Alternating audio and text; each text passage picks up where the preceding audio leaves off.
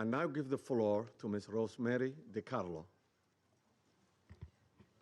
Thank you, Mr. President. Today, I'm going to deliver a statement from Secretary General Antonio Guterres, who was not able to be here this morning.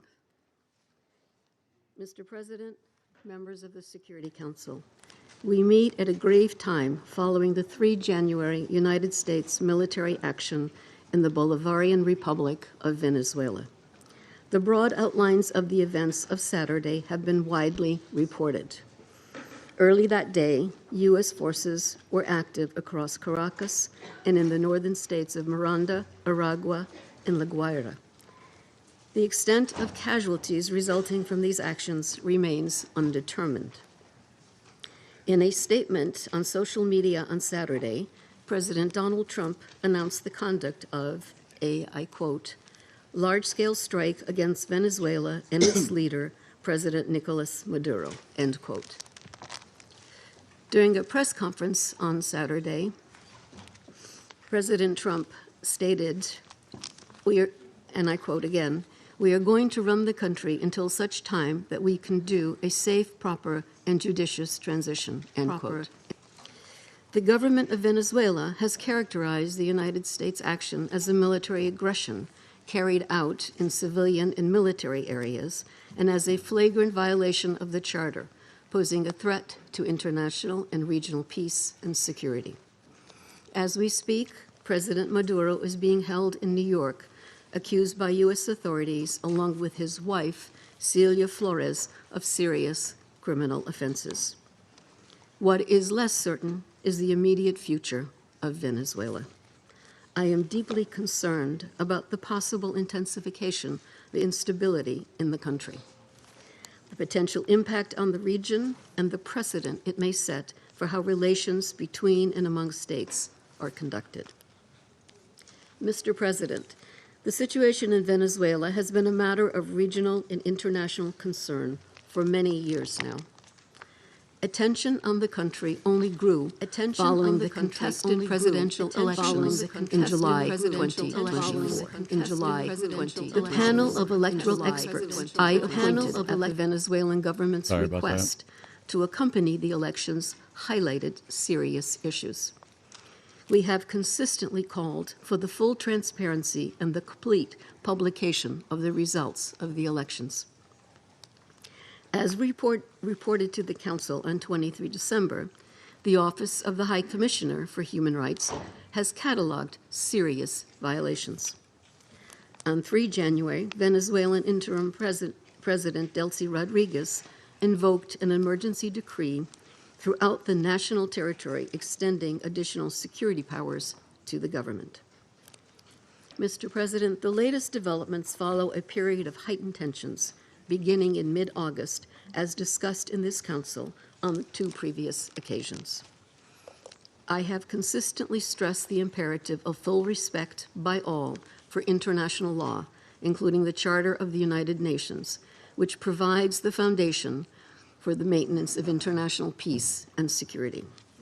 I remain deeply concerned that rules of international law have not been respected with regard to the 3 January military action. The Charter enshrines the prohibition of the threat or use of force against the territorial integrity or political independence of any state. The maintenance of international peace and security depends on the continued commitment of all member states to adhere to all the provisions of the Charter.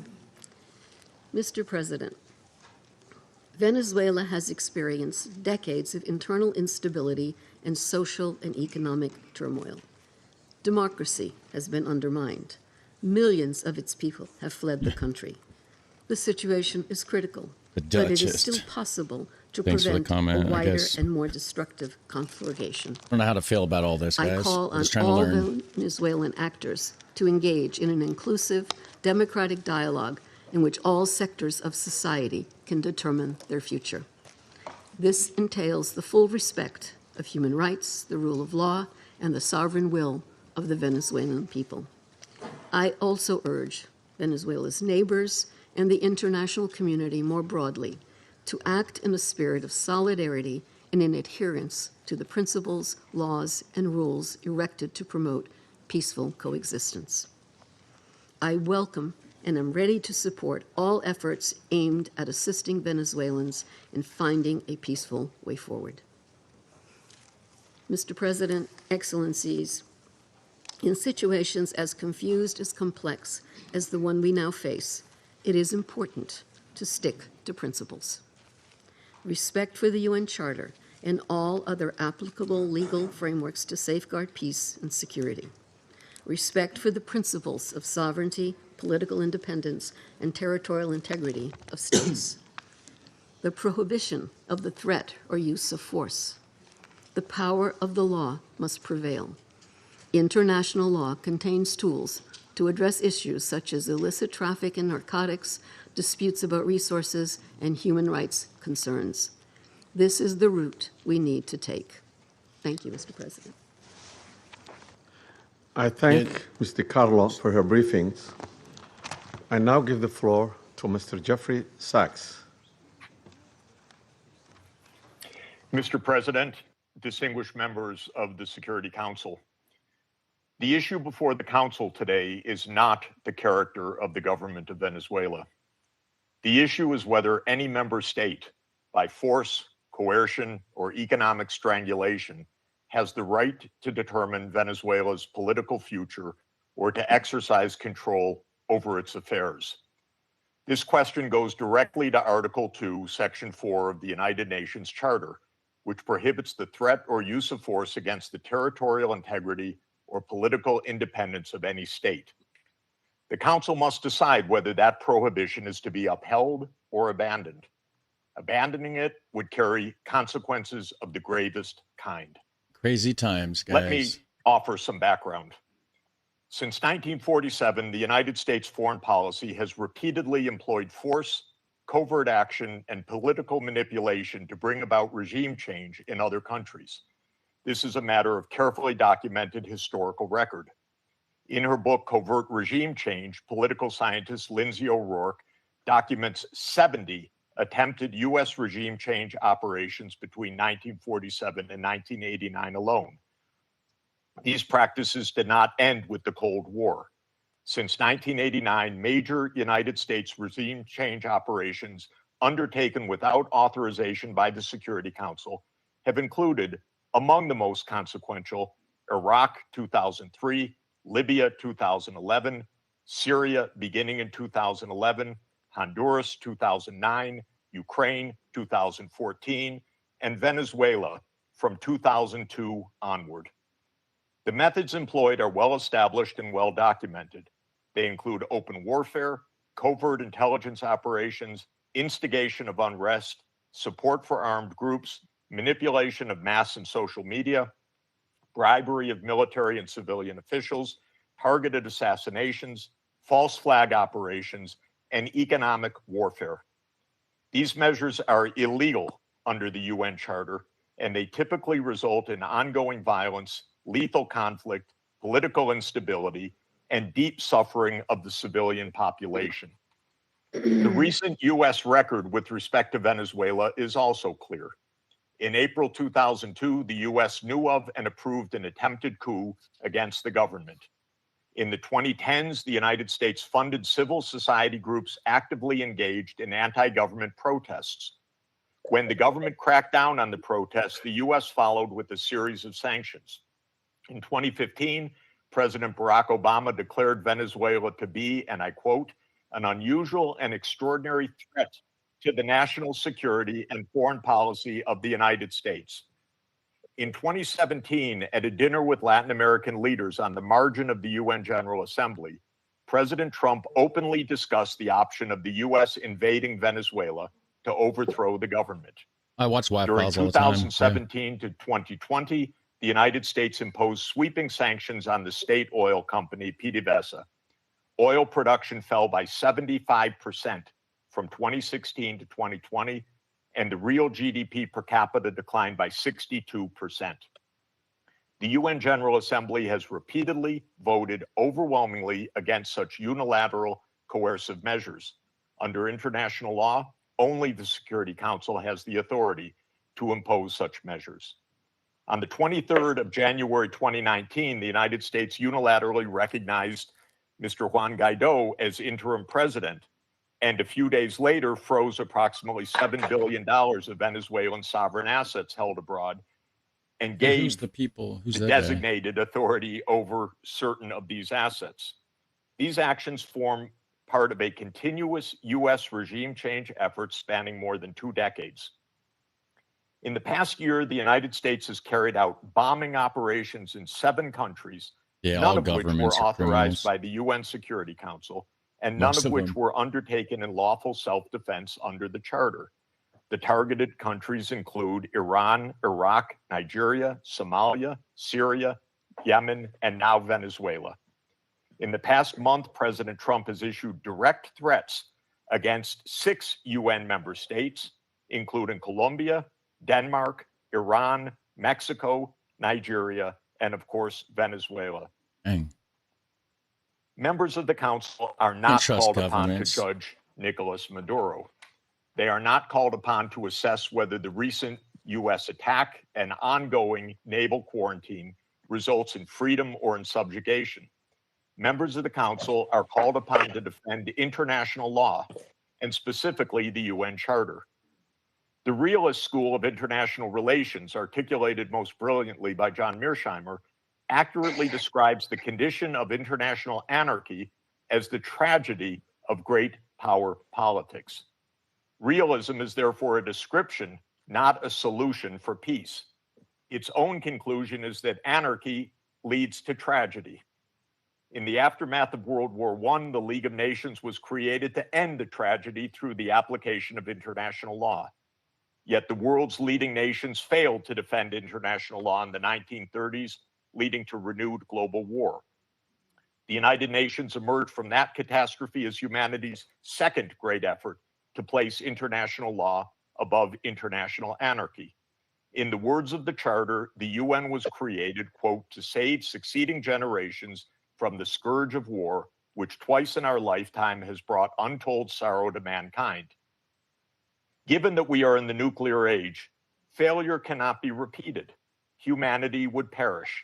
There would be no third chance. To fulfill its responsibilities under the Charter, the Security Council should immediately affirm the following actions.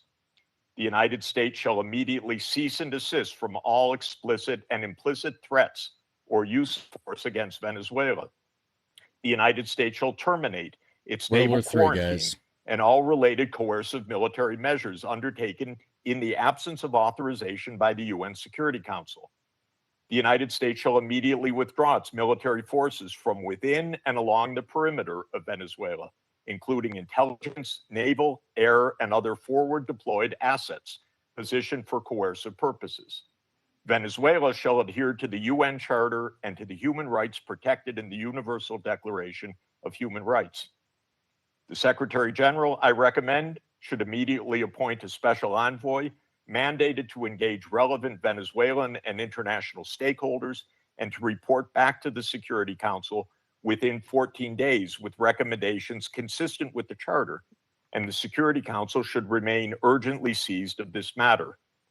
All member states should refrain from unilateral threats, coercive measures, or armed actions undertaken outside the authority of the UN Security Council. Seems In like closing, everybody's Mr. split President, on the this. distinguished members of the Council, peace and the survival of humanity depend on whether the United Nations Charter remains a living instrument of international law or is allowed to wither into irrelevance. That is the choice before this Council today. Thank you very much. I thank Mr. Sachs for his briefings. I now give the floor to Ms. Mercedes de Frateas.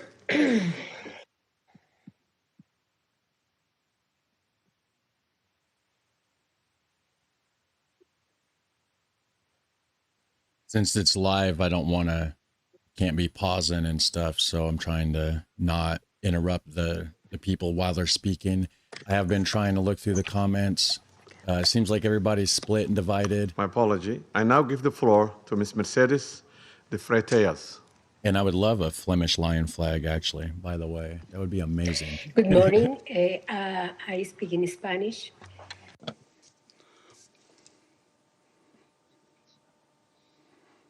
Wait, where's the sound? Good morning, ambassadors, representatives of states and governments. Thank you very much for giving me this opportunity to speak. Can you hear me?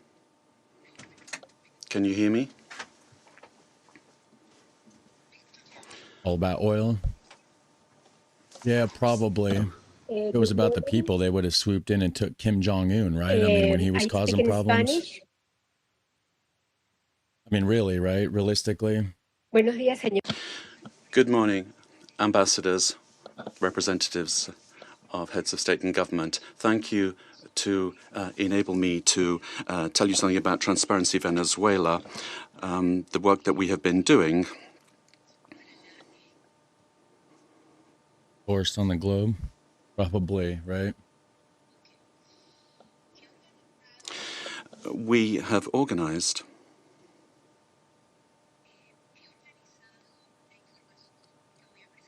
I've organized some information I'm going to put forward to you in 5 points.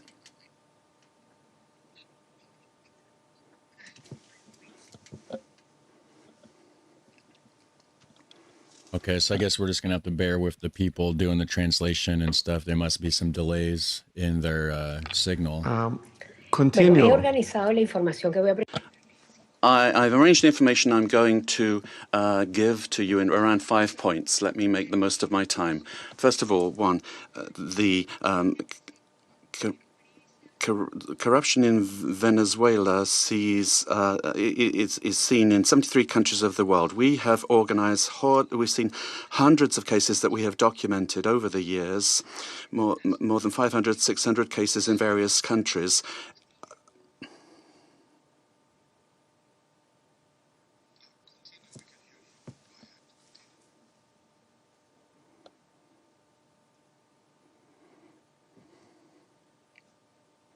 You talking about me? Master Blaster? Can you hear us? solo en los sistemas de justicia. We looked at the justice systems of 30 countries, and 172 cases were dealt with for corruption, and more than $72 trillion were involved. Oh, yeah, the U.S. is in a lot of debt. Yeah. $1 million were involved. This was public Venezuelan money. Nicolas Maduro and his family. Oh, you're good, Master Blaster. Sorry. The interpreter cannot hear the speaker. Ha sido el instrumento central, involucrada directa e indirectamente en el. It was a system that was involved in 90% of the corruption cases. Point number 2. The national criminal organizations. The interpreter cannot hear the speech to provide sufficient interpretation. I apologize. Soportar, impulsar, proteger y dirigir So las we were operaciones gonna... ilícitas. Las economías ilícitas de oro, droga, extorsión y trata de Miss, personas Miss Freitas, alcanzaron en Miss 2024 Miss 8.000 Freitas, billones de dólares. can you según hear nuestra us? estimación. Miss Freitas, De la producción de oro, ¿sí? can you hear us? The interpreters cannot hear you. Can you slow down and raise your voice a little bit? This is great. At least I'm not the only one that has problems live streaming, right, guys? Even they got problems. There's so. a delay, says the speaker. Yeah, so I guess everybody's pretty split. Some people are happy about The it. Some problem the people interpreter is having is with the quality of the sound, which is insufficient for interpretation. It's not the speed. Sí, la oigo con delay. I'm hearing you, but with a delay, says the says speaker. this is awkward. Yeah, I yeah, can yeah. hear you, though. Please proceed now.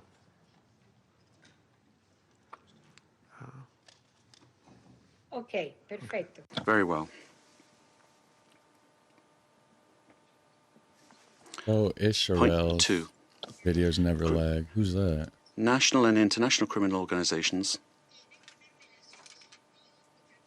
have a symbiotic relationship with the regime of Nicolas Maduro, sharing capacity, using the state structures to facilitate their work and to protect illicit operations in gold, for example, drugs, extortion, and human trafficking. And according to our estimates, this accounts for about $8 billion. Gold, for example, only 20% is reported to the National Treasury. The rest goes to private accounts where there are members and allies with the government. Talking about U.S. gold? This mining industry has exploited so many people using national parks and also the Amazon area. And then to launder the money from corruption, the network has money laundering structures that are very sophisticated. And since 2021... You're talking about the U.S.? And they've been involved in this work. 3, great corruption has led to a decrease in the income of the state and therefore public expenditure, and therefore affecting the quality of basic services.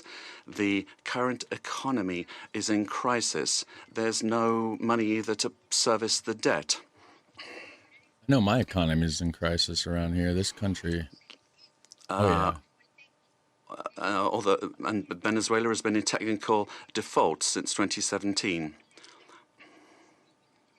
We owe more than $15 million. 4, Venezuelans have had to learn to live with just a few hours of electricity per day in very many parts of the country. And we've learned to protect ourselves from daily extortion from the armed Colombian groups or the organized crime groups, but also elements of the state. So many families only have 1 meal per day below the calories that they need, affecting their nutrition, which is getting worse day by day. Humanitarian programs are not sufficient.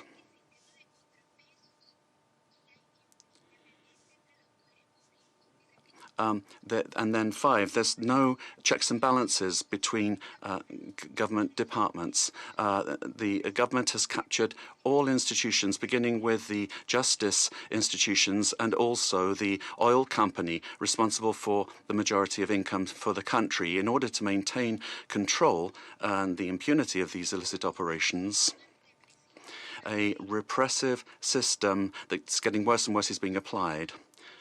And today, there are more than 1,000 political prisoners. Dang.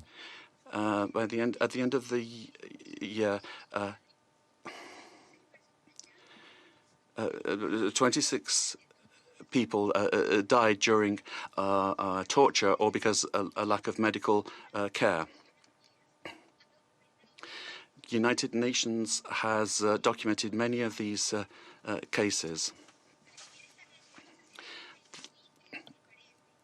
We need a transparent state that is accountable, that will guarantee the rule of law and human rights, that will protect public goods for everyone without privilege, a system that's autonomous and independent. We need investment in building capacity that will enable us to have a dignified life. We must respect the will of the Venezuelan people to live in peace and democracy. And finally, a request to you. Freedom for all political prisoners in the country. Thank you very much. I thank to Ms. Freitas for her briefing. I now give the floor to those council members who wish to make statements. So it seems like I there give the floor is to the representative of Colombia. talks of a lot of Venezuelan people that do seem happy about Mr. it, President, but Colombia would like to thank Somalia it's in hard your to, like, who do quality you as listen to, President you know? of the Security Council for having quickly responded to our request to convene this emergency meeting, as well as thanking China and Russia for their support for holding of this meeting. And we wish you, Mr. President, a successful month managing the work of the Council at a particularly delicate time for international peace and security. I'd also like to thank Undersecretary General for Political Affairs and Peace Building of the United Nations and the invited briefers. We thank them all for their briefings. This is the first time Colombia is taking the floor in the Security Council as a non-permanent member for the period 2026-2027. Colombia is taking on this responsibility with a deep sense of duty, and we are going to do this from the first day, defending international law and the purposes and principles enshrined in the United Nations Charter. International peace and security, the peaceful settlement of disputes, the prohibition of the use of force, sovereign equality, respect for the territorial integrity and political independence of all states. Colombia condemns categorically the events that occurred in the early morning of the 3rd of January in Venezuela, where we saw multiple explosions and air activity over Caracas and other areas of the country as part of a military attack carried out by the United States, which included bombings of civilian and military infrastructure, creating panic amongst the population. All of this represents clear violations of the sovereignty, political independence, and the territorial integrity of Venezuela. There is no justification whatsoever under any circumstances for the unilateral use of force to commit an act of aggression.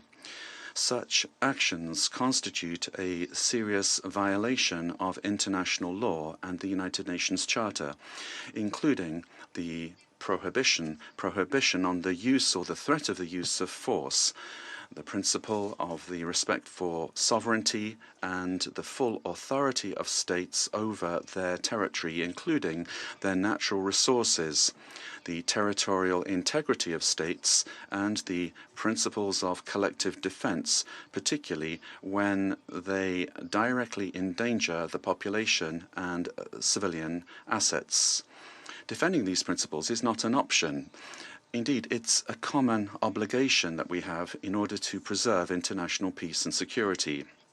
We need to remember that the provisions of the Charter allow for the use of force only under exceptional circumstances, in legitimate defense in the face of an armed attack, or when there is an express authorization by this Council in accordance with Chapter 7.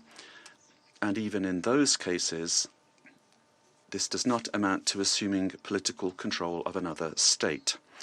In this regard, we reject any unilateral military action, any act that could worsen the situation or endanger the civilian population, and we would call for a de-escalation and non-resort to the use of force, which endangers people finding themselves in this delicate situation. They must be the absolute priority.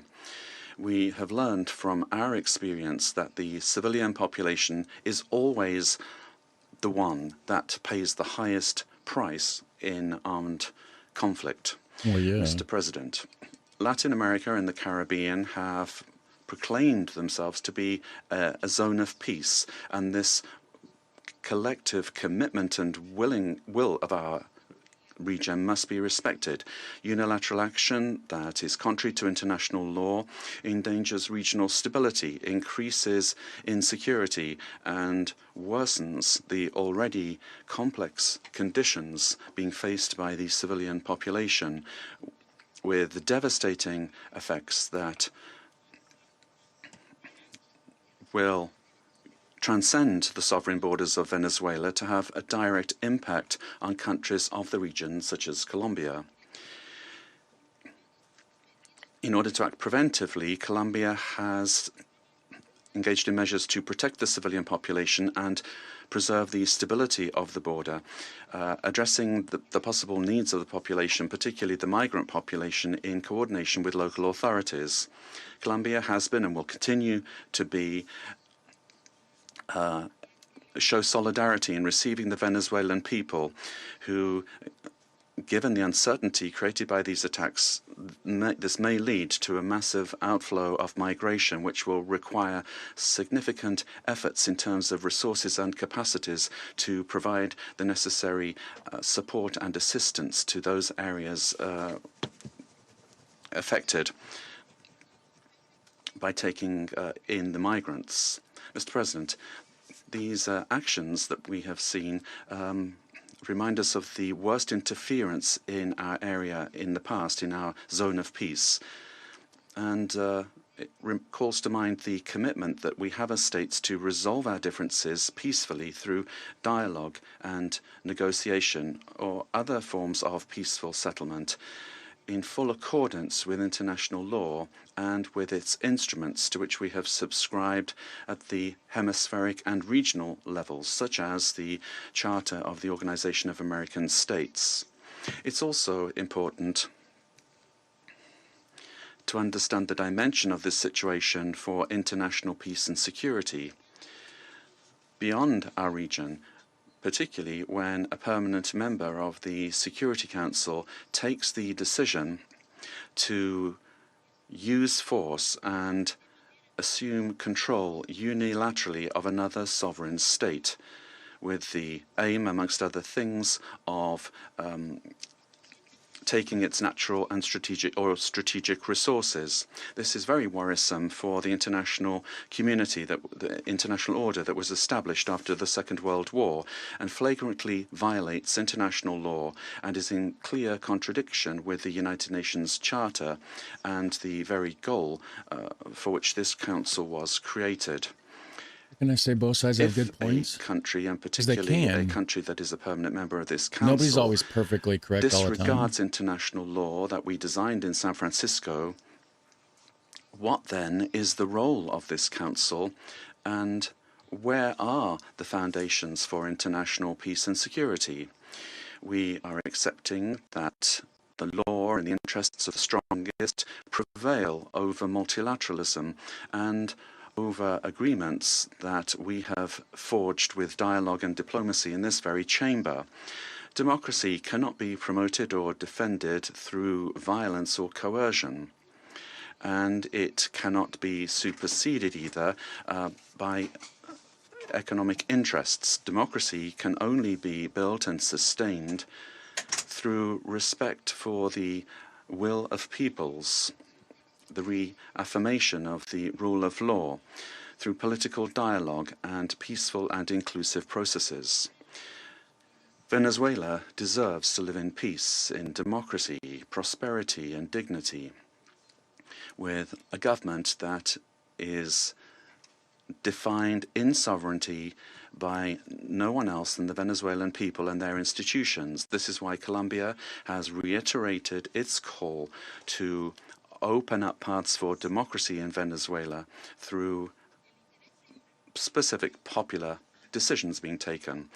The importance of preserving peace, respect for international law, and the protection of life and human rights must prevail over anything else. Colombia reaffirms its conviction that working tirelessly under these principles in our new role as a non-permanent member of the Security Council is what we plan to do, and we make ourselves available, our good offices available, for a diplomatic way out of the current crisis in this brotherly country. We will meet our responsibility, primary responsibility, to maintain international peace and security. And given the seriousness of the events, we will continue to pay attention to this issue.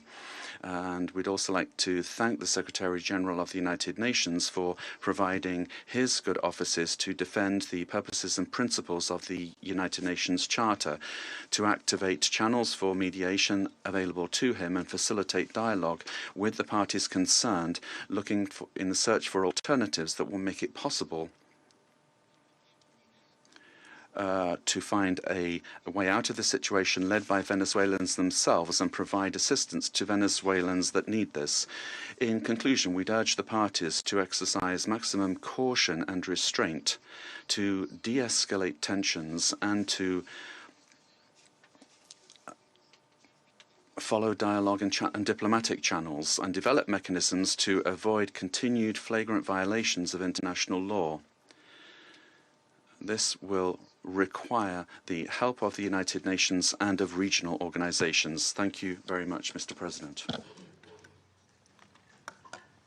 I thank the representative of Colombia for her statement and now give the floor to the representative of Russian Federation. Mr. President, first and foremost, we wish to congratulate you on your accession to the presidency of the Security Council. And second, we wish to welcome the newly elected members of the Security Council. The beginning of this new year shocked all of those Isn't Russia throughout in the a world war? who cherish the How do they have hope a say that anyways? respect for international law and non-intervention in domestic affairs of other states, as well as a reliance upon diplomacy and seeking of compromise, became key principles in the work of the new U.S. administration. The assault against the leader of Venezuela, compounded by the deaths of dozens of Venezuelan and Cuban citizens, in the eyes of many, has become a harbinger of a turn back to the era of lawlessness and U.S. domination by force, chaos, and lawlessness, which continues to afflict dozens Do they of always states in translate in various opposite regions of gender? the world. Girl speaks, they translate in a dude's voice. There Guy is speaks, no it's a and girl's can voice be now. no justification for the crimes cynically perpetrated by the United States in Caracas. We firmly condemn the U.S. act of armed aggression against Venezuela in breach of all international legal norms. In connection with the confirmed reports about the presence of the abducted president of Venezuela, Only one Nicolas talks Russian, Maduro, makes sense. and his spouse in the United States, today, as we are aware, they are in New York, we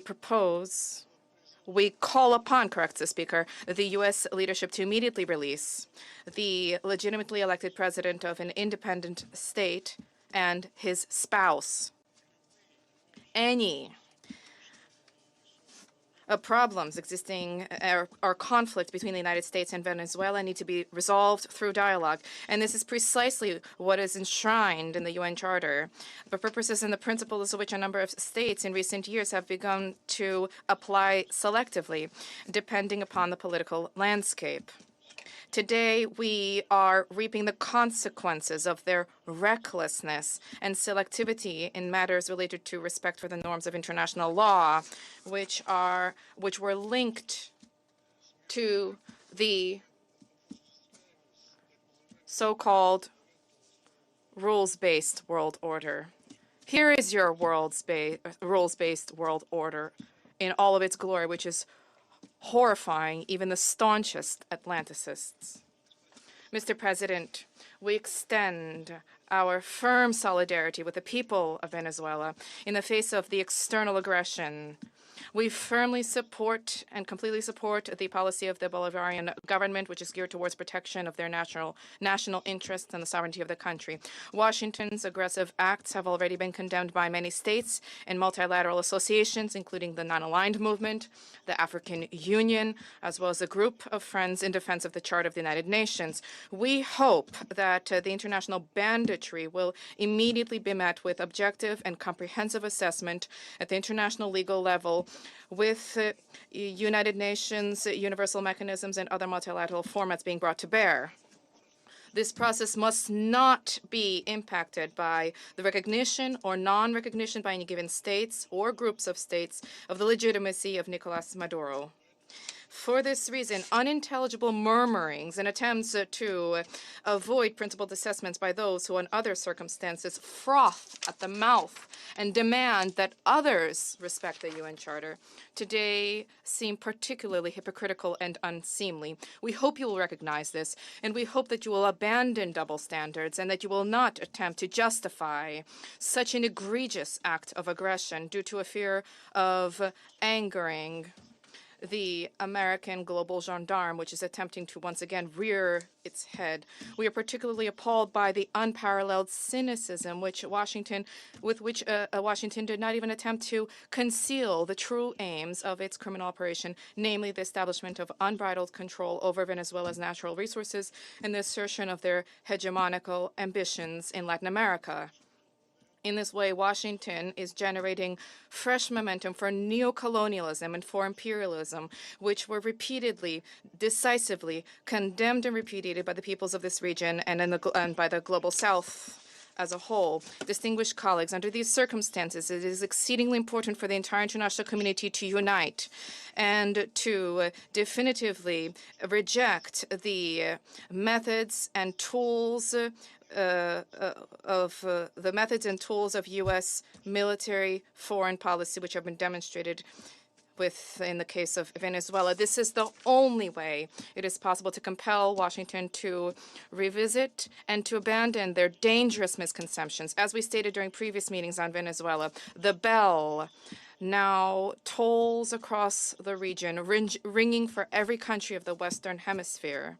The bell is ringing for all UN member states and for the future of the organization itself. Failing to hear this call today is tantamount to projecting cowardice and a lack of principle, essentially blessing ongoing encroachments of international law and rejecting civilized international conduct as a whole.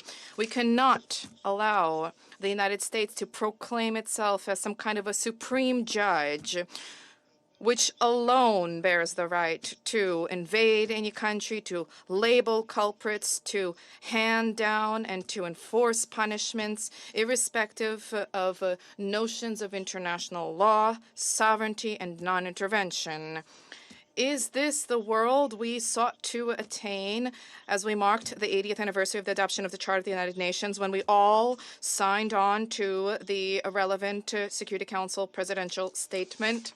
Is this the aim of United Nations reform, which we all advocate? Or has the United Nations and Security Council thereof, do they no longer exist? And is there need now to seek from Washington a patent to rule, so to Ignorance speak? is bliss, And yeah. is the self-determination of every person's and their right to determine their future worthless? These are the questions that we all must address today. And if this response is sincere, if it is principled, then perhaps the U.S. leadership, too, which openly has asserting intention to run another country for the benefit of the United States, they will perhaps glance at their own constitution, their constitution of the United States, which begins with the words, "We the people of the United States," and will begin, in fact, to recognize the sovereignty of other states rather than deposing inconvenient regimes. Thank you. How's it going, I thank Eclectic the Beard? representative of Good point. Russian Federation, and now give the floor to the representative of China. I just don't see how Russia, I mean, they're in the middle of a war, really, President. themselves. China supports the Security Council holding an emergency meeting regarding the United States military strikes on Venezuela. And thanks USG DiCarlo for reading out the briefing of the Secretary General Guterres. I have listened carefully to the statements of the briefers, and we welcome to this meeting the permanent representative of Venezuela and representatives of other countries. On January the 3rd, the United States blatantly launched large-scale military strikes against Venezuela, forcibly seized Venezuelan President Nicolas Maduro and his wife, and took them out of the country. It claimed that it will run Venezuela and even didn't rule out launching a second round of military operations on an even larger scale. China is deeply shocked by and strongly condemns the unilateral, illegal, and bullying acts of the U.S. For some time now, the international community has repeatedly expressed grave concern over the U.S. Wasn't talking about sanctions, the invasion when I blockade, said and threats of both force sides have against good points. Venezuela. The Council convened 2 emergency meetings, during which Secretary General Guterres, many Council members, and countries in the region and beyond But there's two sides to every unanimously story. called for abiding by the UN Charter Really and the is. international law, maintaining calm and restraint, resolving disputes peacefully, de-escalating tensions, and safeguarding regional stability. However, as a permanent member of the Council, The U.S. has disregarded the grave concerns of the international community, wantonly trampled upon Venezuela's sovereignty, security, and legitimate rights and interests, and seriously violated the principles of sovereign equality, non-interference in internal affairs, peaceful settlement of international disputes, and the prohibition of the use of force in international relations.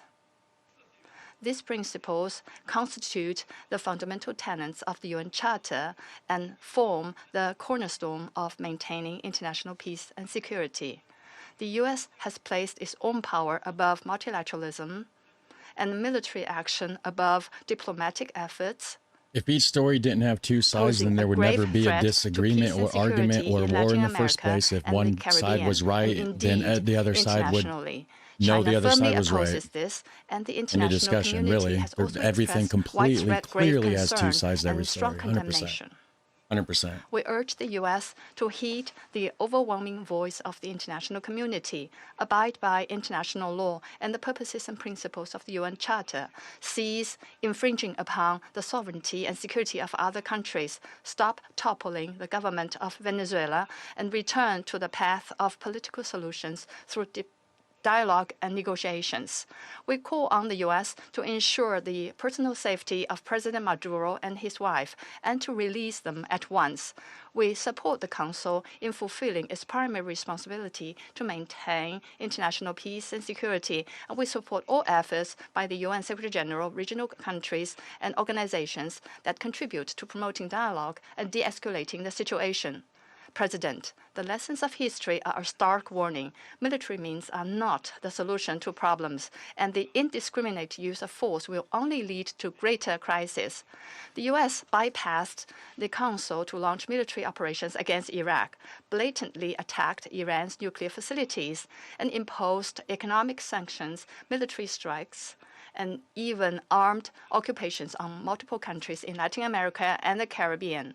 These actions have caused persistent conflict, instability, and immense suffering for the ordinary people. Did these actions bring peace and stability? Did they bring development and prosperity? The international community sees this clearly.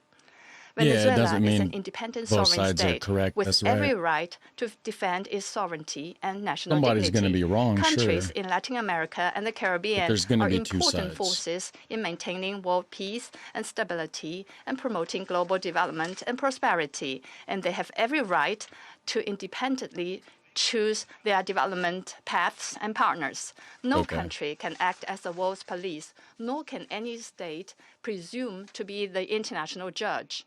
China firmly supports the government and people of Venezuela in safeguarding their sovereignty, security, everybody makes and legitimate rights and points. interests. The China person's making some good points. Like, everybody makes good points. Of Latin America and the Caribbean as a zone of peace. We demand that the United States change its course, cease its bullying and coercive practices, and develop relations and cooperation with regional countries on the basis of mutual respect, equality, and non-interference in international affairs. China stands ready to work with the regional countries and the international community to strengthen solidarity and cooperation, uphold fairness and justice, and jointly safeguard peace and stability in Latin America and the Caribbean. China want to take Taiwan, I thank you, President. Right? And then people are talking about Tibet. Did they take Tibet? China for the statement. And now give the floor to the representative of Liberia. Thank you, Mr. President. I have the honor to deliver this statement on behalf of the A3 members, namely the Democratic Republic of Congo, Somalia, and my own country, Liberia. We thank the presidency for promptly convening this important meeting. We congratulate Somalia no translator on assuming the presidency of the Security Council this month and warmly welcome all new members. The A3 appreciates USG DiCarlo's comprehensive briefing and listened carefully to the remarks offered by civil society representatives. Chat's a clear example of two sides to We every also story welcome the representative of Venezuela and how divided the and the world is. representatives of the region to this meeting. Mr. President, the A3 aligns itself with the recent communique of the African Union on the situation in the Bolivarian Republic of Venezuela and continues to monitor developments there with deep concerns. In particular, we note reports regarding the detention of President Nicolas Maduro and his wife and incidents involving Venezuelan institutions. Such developments present serious challenges not only to Venezuela's internal stability, but also underscore the imperative to safeguard the broader peace and security of the region. The A3 remains steadfast in its commitment to the fundamental principles of international law, including the full respect for the sovereignty and territorial integrity of states as enshrined in the Charter of the United Nations in the interest of regional stability and international peace. Wasn't Liberia kind of like formed from by the U.S. and Africa or We something? believe these are essential foundations for international cooperation and peaceful coexistence. Our position underscores the importance of dialogue, the peaceful settlement of disputes, and respect for constitutional and institutional frameworks. Mr. President, the complex situation in Venezuela requires a comprehensive response that is both inclusive and nationally owned.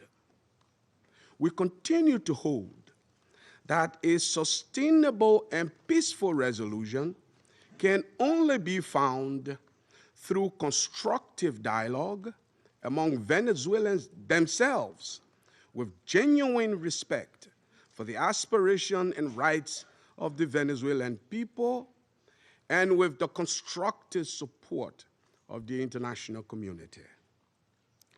The When did they A3 call this meeting, I expresses wonder? its solidarity with the people of Venezuela and reiterates the African Union's commitment to peace, stability, and mutual respect among nations and regions. It's important for all parties, both within Venezuela and in the broader international community, to exercise restraint and responsibility, upholding international law and avoiding any action that could escalate tension or threaten regional stability. The A3 stands ready to support Gotta go get coffee. all I pulled it up efforts on my phone so I don't miss it within while I'm this gone. Council and in right back. cooperation with regional partners to facilitate a peaceful, inclusive, and lasting resolution to the situation in Venezuela. I thank you. I thank the representative of Liberia for the statement and now give the floor to the representative of the United States. Mr. President, thank you for chairing. And I particularly want to thank you, Mr. Freitas, for your briefing. And I'll point out that Mr. Freitas is in exile, having fled the regime. Thank you for your courage, and thank you for shedding a light on the true atrocities of the illegitimate Maduro regime. This past weekend, colleagues, the United States successfully carried out a surgical law enforcement operation facilitated by the U.S. military against two indicted fugitives of What nobody's American gonna say about justice, narco-terrorist Nicolas Maduro and Celia Flores. Colleagues, Nicolas Maduro is responsible for attacks on the people of the United States, for destabilizing the Western Hemisphere, and illegitimately repressing the people of Venezuela. As Secretary Rubio has said, there is no war against Venezuela or its people. We are not occupying a country. This was a law enforcement operation in furtherance of lawful indictments that have existed for decades. The United States arrested a narco trafficker who is now going to stand trial in the United States in accordance with the rule of law for the crimes he's committed against our people for 15 years. A similar action was taken in 1989 against Manuel Noriega. He was arrested, indicted, convicted in a court of law, served in prison in the United States and in Panama, and the Panamanian people, the American people, are safer for it. And undeniably, the region was more stable. This law enforcement action was directed consistent with the President of the United States' responsibility as Commander-in-Chief to protect Americans at home and abroad against a fugitive who is directly responsible for narcoterrorism that has killed hundreds of thousands of Americans and created destabilizing violence throughout our hemisphere. Nicolas Maduro and his co-defendant, Celia Flores, have been transferred here to the United States to stand trial for their crimes.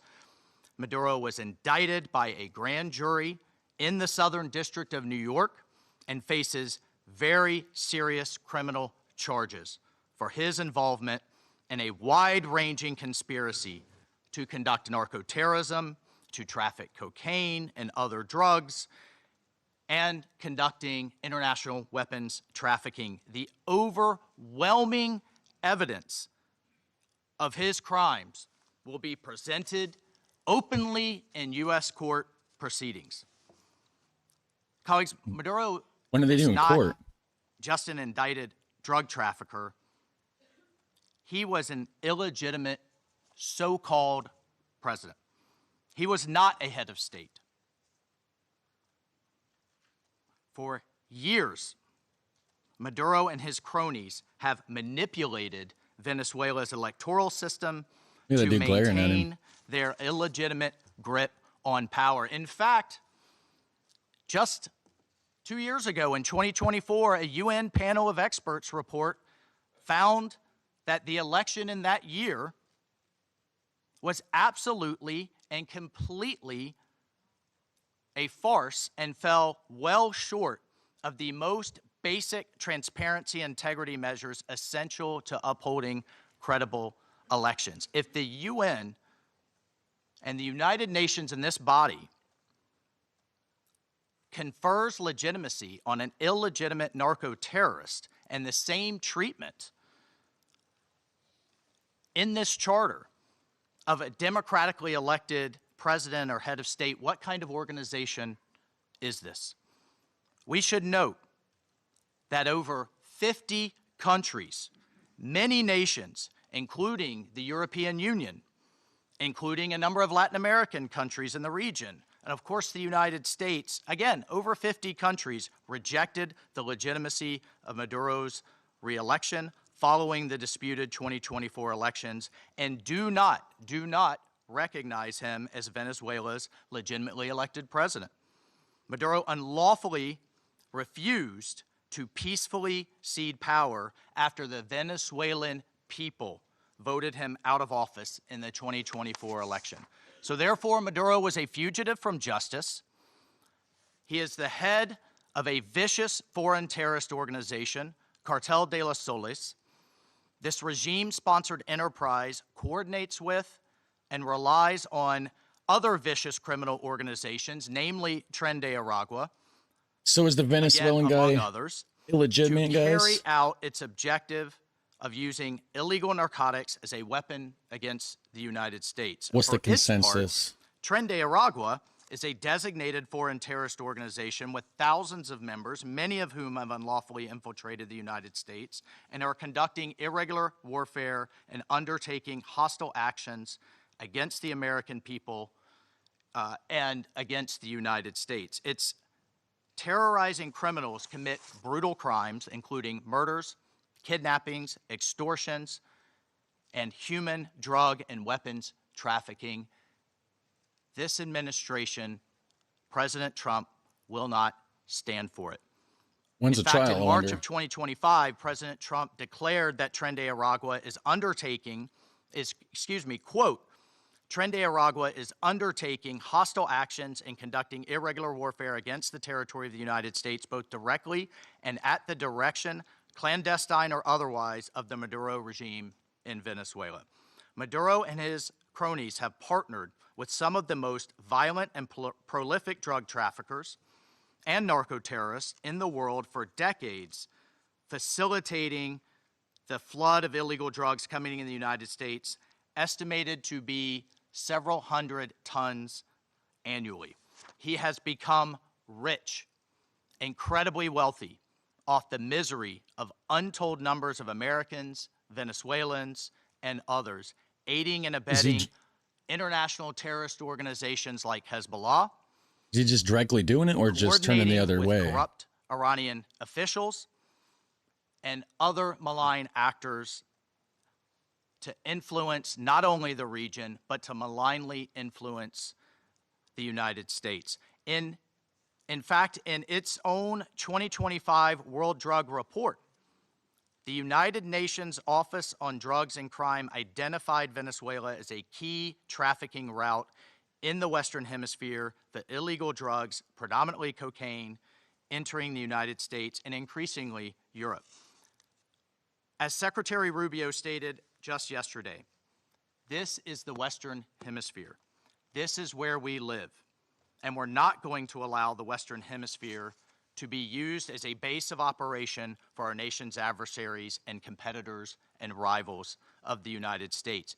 You can't turn Venezuela into the operating hub for Iran, for Hezbollah, for gangs, for Cuban intelligence agents, and other malign actors that control that country. You cannot continue to have the largest energy reserves in the world under the control of adversaries of the United States, under the control of illegitimate leaders, and not benefiting the people of Venezuela, and stolen by a handful of oligarchs inside of Venezuela. Was the But guy it doesn't making stop drugs there. himself? Numerous UN and international human rights organizations have issued reports documenting serious human rights abuses by the Maduro regime, including reports of extrajudicial killings, political prisoners, torture, and arbitrary and unlawful detentions. In fact, over 8 million Venezuelans have fled the country, destabilizing their neighbors in the region and creating the world's largest refugee crisis. Members of this council, Came here, didn't we? colleagues, the United States wants a better future for Venezuela.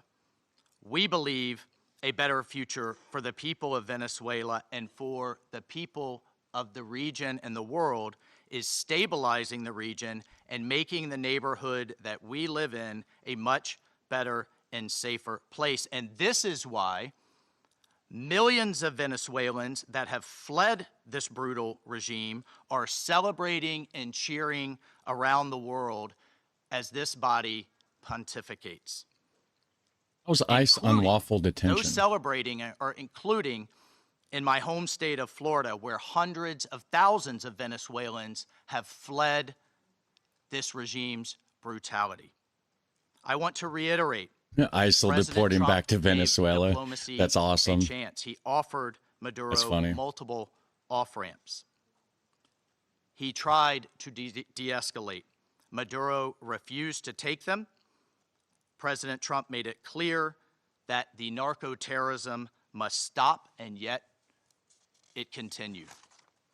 The United States will not waver in our actions to protect Americans from the scourge of narco-terrorism and seeks peace, liberty, and justice for the great people of Venezuela. I thank you, Mr. President. I thank the representative of the United States and now give the floor to the representative of Panama. Gracias, señor. Thank you, Mr. President. We'd like to extend a warm welcome to the representatives of Bahrain, Colombia, Liberia, Latvia, and the Democratic Republic of Congo, and who have joined the Security Council as elected members and who are joining us today in the chamber. And we congratulate Somalia on assuming the presidency of the Security Council this month. Well, of course, Somalia is not I'd going like to be to happy with thank this. Under Secretary General for Political Affairs, Rosemarie DiCarlo, for her detailed report representing Secretary General Antonio Guterres. She's briefed us on the situation under discussion today. We're also very grateful for the very valuable presentations by Mr. Jeffrey Sachs and Ms. Mercedes de Freitas. In this context, the Republic of Panama would like to refer to the situation that has taken place in the territory of the Bolivarian Republic of Venezuela, which is of concern due to its possible impact on peace and regional stability. However, in the light of the unfortunate reality of the facts that we have seen, we now need to turn our attention constructively towards the future of Venezuela. However, it's important to point out that in terms of a constant principle of our foreign policy, Panama would like to reiterate our unfailing commitment to multilateralism, to the sovereignty of states, and to the unrestricted respect for international law, especially the principles enshrined in the United Nations Charter, including non-intervention, respect for territorial integrity, and the prohibition of the use of force. This is mentioned in Article 2 of the United Nations Charter. These principles are, and they continue to be, the indispensable framework for the peaceful coexistence between nations. Panama also believes it's necessary to highlight that the situation Venezuela is facing is unfolding in an environment marked by the disregard for the will of its people, as well as by a sustained erosion of democratic institutions. In this regard, Panama reiterates that it does not and will not recognize the authoritarian and illegitimate regime that has held Venezuelan men and women hostage, plunged them into one of the gravest political, social, humanitarian, and security crises in our region. Unfortunately, we have witnessed how the situation has How much would I like to leave the U.S. and build a new life in another country? A lot, but it had nothing to do with this. That was before any of this happened. Under the regime, especially over the last year, with increased systemic erosion of democracy, the hollowing out of institutions, and the rise of authoritarian and repressive practices, which have contributed to an unfortunate outcome and therefore cannot be ignored by the international community. In particular, it is essential to call for the unconditional release of persons detained for political reasons. Many of them have been deprived of their liberty merely for raising their voices in a context in which dissent is not tolerated. From this moment on, we must demand that all political prisoners that the regime continues to hold hostage, Venezuelans and foreigners alike, be released without delay. Their physical well-being and safety must be guaranteed. Likewise, freedom of expression and the unequivocal respect for human rights must be immediately ensured. In this context, Panama underscores that its position does not stem solely from a principled democratic solidarity, but also from direct impact. A Panamanian citizen, Mr. Olmedo Núñez, remains arbitrarily detained in Venezuela without formal charges, without due process, without full access to a defense, and without effective consular guarantees. Added to this is the human impact of a multidimensional crisis that has forced around 9 million Venezuelans, men and women, to leave their homes, compelled to live in displacement and vulnerability as a consequence of the institutional and social collapse generated by the regime. A crisis that has had significant regional repercussions, reflected both in the irregular migration flows from south to north of a significant number of Venezuelan nationals, as well as reverse migration movements, including also a lot of Venezuelans, the effects of which are felt particularly in countries of transit and destination that this affects, including Panama. And this has decisively contributed to illegal migration. In the face of this reality, Panama issues a clear and firm call for Venezuela's short-term future to be fully democratic. Power emanates from the A lot people, of opinions in the as chat, it stated by His seems. Excellency, the President of the Republic of Panama, Two sides to José every Raúl story, like I Moreno. said, guys. Two sides to every people, story. The true sovereign, have already spoken at the polls, granting an indisputable victory with 70% of the votes on July 28, 2024, to the opposition candidate, Mr. Edmundo González Urrutia, as well as to Maria Corina Machado, who was prevented by the regime from running despite having won the primary with 93% of the votes on October 22, 2023. Additionally, the popularity of both has increased in recent months. The Dutch and their opinions, yeah, right. Among Not just police the Dutch, and though, but military yes. sectors. The elected government, and I don't think Trump's a has the dictator. A lot of teams people don't and like work him. He's not a programs ready dictator. to be implemented immediately, guaranteeing an orderly transition. You wouldn't like him a that lot worse if he provides really the rule was, of law, right? respect for human You'd rights, have a lot more hate for the guy if he really confidence. was a dictator, I'm sure. In line with this commitment, Panama proudly safeguards the electoral records that reliably certify said victory as testimony to the inalienable right of the Venezuelan people to determine their everybody own has their own political opinion. destiny.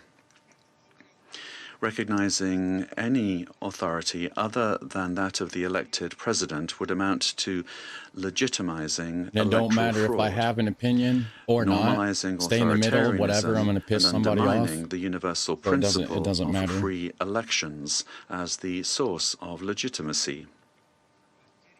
Likewise, any attempt to establish a permanent government headed by figures from the repressive apparatus, such as Delcy Rodriguez, would constitute continuity of the system and not a genuine transition.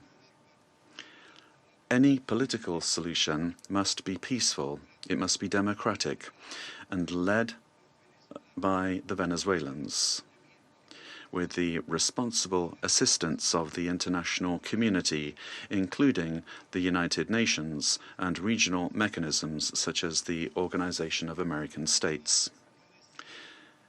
Panama does not wish and would like to avoid a scenario in which Venezuela's reality simply evolves into a change from one crisis to another, one crisis replacing another. There can be no genuine transition with Madurismo if it remains, or if we have the same power structures preserved under new names. Any arrangement that keeps figures associated with the repressive apparatus at the center of governance would, in practice, constitute continuity of the system and not a real transition. Comparative experience Law enforcement, shows immigration's that not a merely dictator nominal trying to clean up transitions fraud. tend to prolong Well, there still will conflicts, be, is not a dictator. intensify Yeah, I agree. migratory People don't flows, like him because he's and harsh. I mean, perpetuate regional I don't instability agree with to everything. the detriment of international peace and Could security. have kept it Gulf of Mexico. You know, change it to Panama Gulf of will always America is stand kind in of a solidarity hot-headed thing to with do, an but orderly and democratic he transition does things process to give people reasons to not like him. anchored But in the popular will already expressed at the polls on July 28, 2024, aimed at restoring democratic institutions through an interim period strictly limited in time, the sole purpose of which is to create the conditions necessary for the effective exercise of the Venezuelan people's right to self-determination. As a country that recovered its democracy and sovereignty, Panama can state clearly that there can be no peace without legitimacy, nor legitimacy without democracy, and that every democracy is ultimately based on respect for the popular will. Mr. President, Panama, due to our commitment to multilateralism and international law, in its capacity as member of the Security Council, will continue to contribute responsibly to collective efforts aimed at preserving peace, strengthening democracy, and supporting legitimate and sustainable solutions anchored in the sovereign will of peoples and respect for international law. Thank you very much. I thank the representative of Panama for the statement and now give the floor to the representative of Latvia. Thank you, Mr. President. At the outset, I would like to congratulate Somalia on assuming the presidency of the United Nations Security Council in January, and wish you all success. Latvia takes its seat on the Council with a profound sense of honor and responsibility for this role. And let me thank Under-Secretary General Rosemary DiCarlo. why does all my chat not show up on the YouTube side of things? It shows up on OBS, but there's stuff missing on the actual YouTube chat. The Security Council bears primary responsibility for the global efforts to uphold peace, security, and rule of law. YouTube's probably worldwide. censoring shit, ain't it? Latvia recalls that under all circumstances, the principles of international law and the UN Charter must be upheld. Yeah, I've noticed there's All a few efforts now stuff focus on ensuring de-escalation. that comes through on my OBS, but not on the main based on YouTube inclusive dialogue studio and chat. broad societal support. Latvia encourages all relevant actors I'm not taking nothing to down. prioritize I promise you diplomatic that. efforts and work collectively towards a peaceful, I don't censor democratic, things like and that. sustainable future for Venezuela. I mean, if somebody's Latvia blatantly stands in doing solidarity some with the people crazy of stuff in the Venezuela comments, I and their might, rights to but freedom you and know. democracy.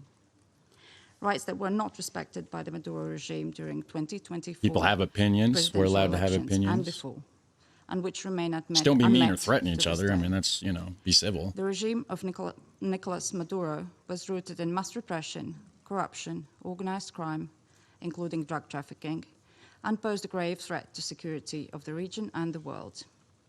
It Okay, has so she's repeatedly against violated Maduro? the UN Charter and undermined international law, including through open support for Russia's aggression against Ukraine.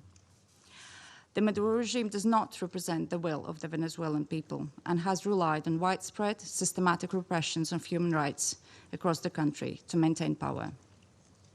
8 million Venezuelans have been forced to flee the country since 2014. Latvia also remains committed to working jointly together with partners to counter global transnational organized crime networks, including in Latin America and Caribbean. Such criminal activities place the lives of countless people at grave risk, particularly women and children.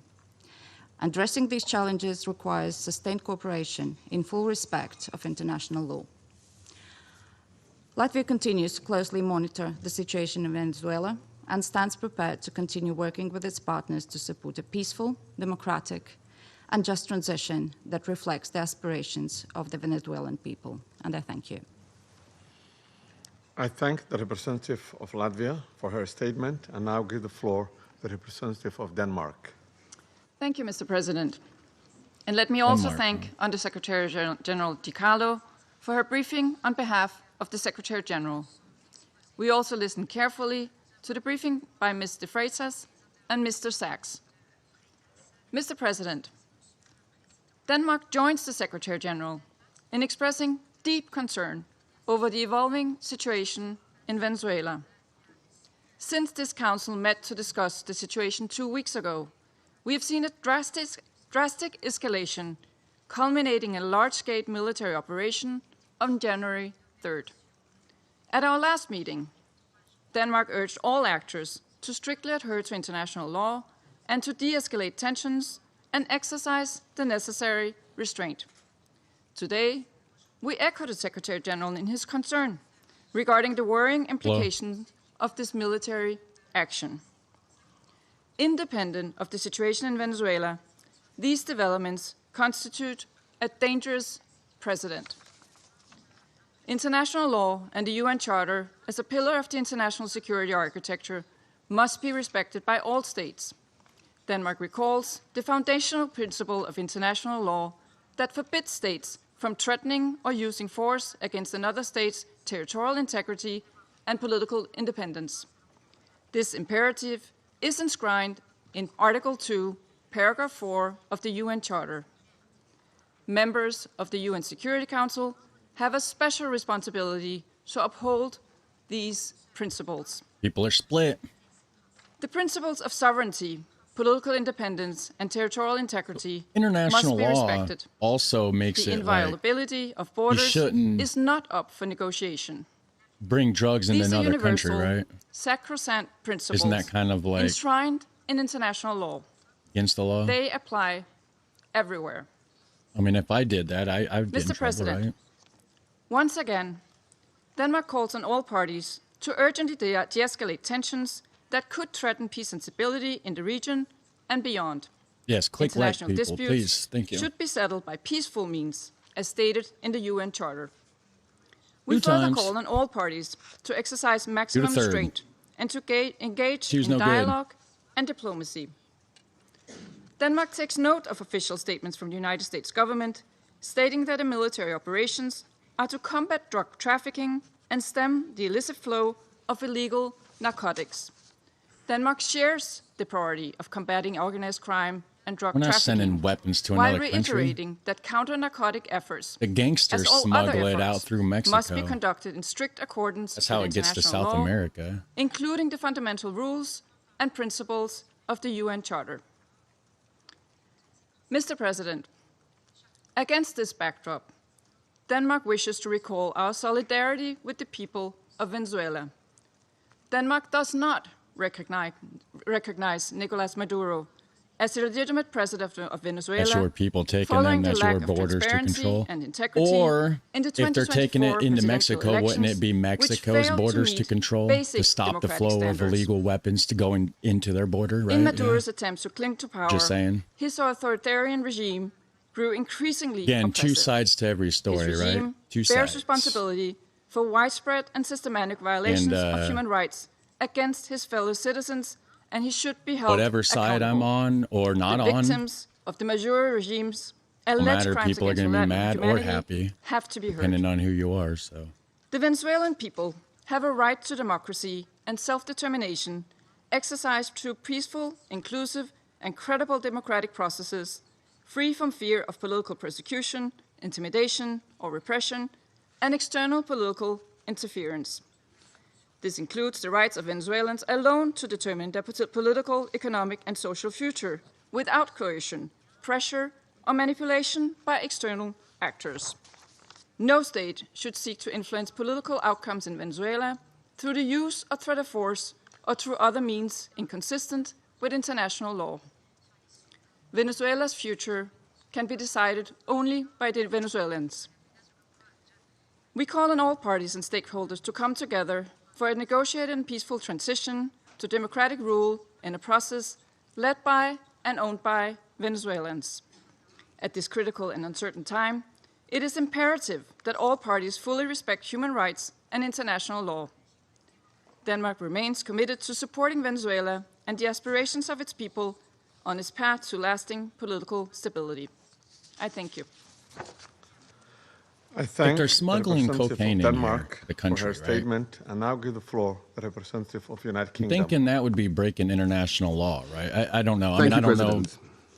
not I congratulate there. Somalia on the assumption of the presidency of the Council for the month of January. And I thank our briefers for their remarks. Colleagues, the Venezuelan people have suffered for years. This Council now meets at a pivotal moment for Venezuela's future. Maduro's actions created extreme levels of poverty, violent repression, and failing basic services. His regime's rule precipitated a displacement crisis affecting the whole region. The United Kingdom has long been clear that Maduro's claim to power was fraudulent. To date, Venezuela's National Electoral Council has failed to publish the full results of the July 2024 presidential elections, and independent domestic and international reports also observed significant irregularities and a lack of transparency. I'll be right back. President, the United Kingdom wants to see a safe and peaceful transition to a legitimate government that reflects the will of the Venezuelan people. They deserve a government which reflects their vote at the ballot box and delivers a more stable, prosperous future for all Venezuelans. Finally, President, the United Kingdom reaffirms its commitment to international law and the principles enshrined in the Charter of the United Nations. These foundations are essential for maintaining global peace, security, and the rule of law. I thank you. I thank the representative of the United Kingdom for his statement, and now give the floor to the representative of France. Merci, Monsieur le Président. Thank you, Mr. President. First and foremost, I wish to congratulate you upon your presidency of the Security Council during the month of January. I also wish to thank Madam Rosemary DiCarlo for having conveyed to us the information from the Secretary General of the United Nations on the recent developments which have taken place in Venezuela. Mr. President, France has continued to stand in solidarity with the Venezuelan people as they face the crisis that has been plaguing them for far too many years.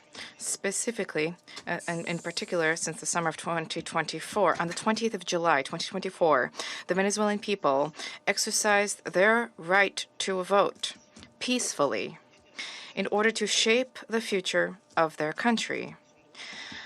Their right to choose their leaders, nonetheless, has been stripped away from the people by Nicolas Maduro. Must you recall the facts? The electoral process has been was marred by numerous irregularities, and the final counting of votes was marred by a flagrant lack of transparency. In light of the democratic aspirations of the Venezuelan people, Nicolas Maduro has systematically responded with the repression of dissident voices, of members of the opposition, and of civil society, as well as with numerous arbitrary detentions. France has always expressed itself with clarity about the fact that these practices are unacceptable and that respect for human rights must be upheld. Mr. President, the military operation which has led to the capture of Nicolas Maduro runs counter to the principle of peaceful dispute resolution and runs counter to the principle of non-use of force.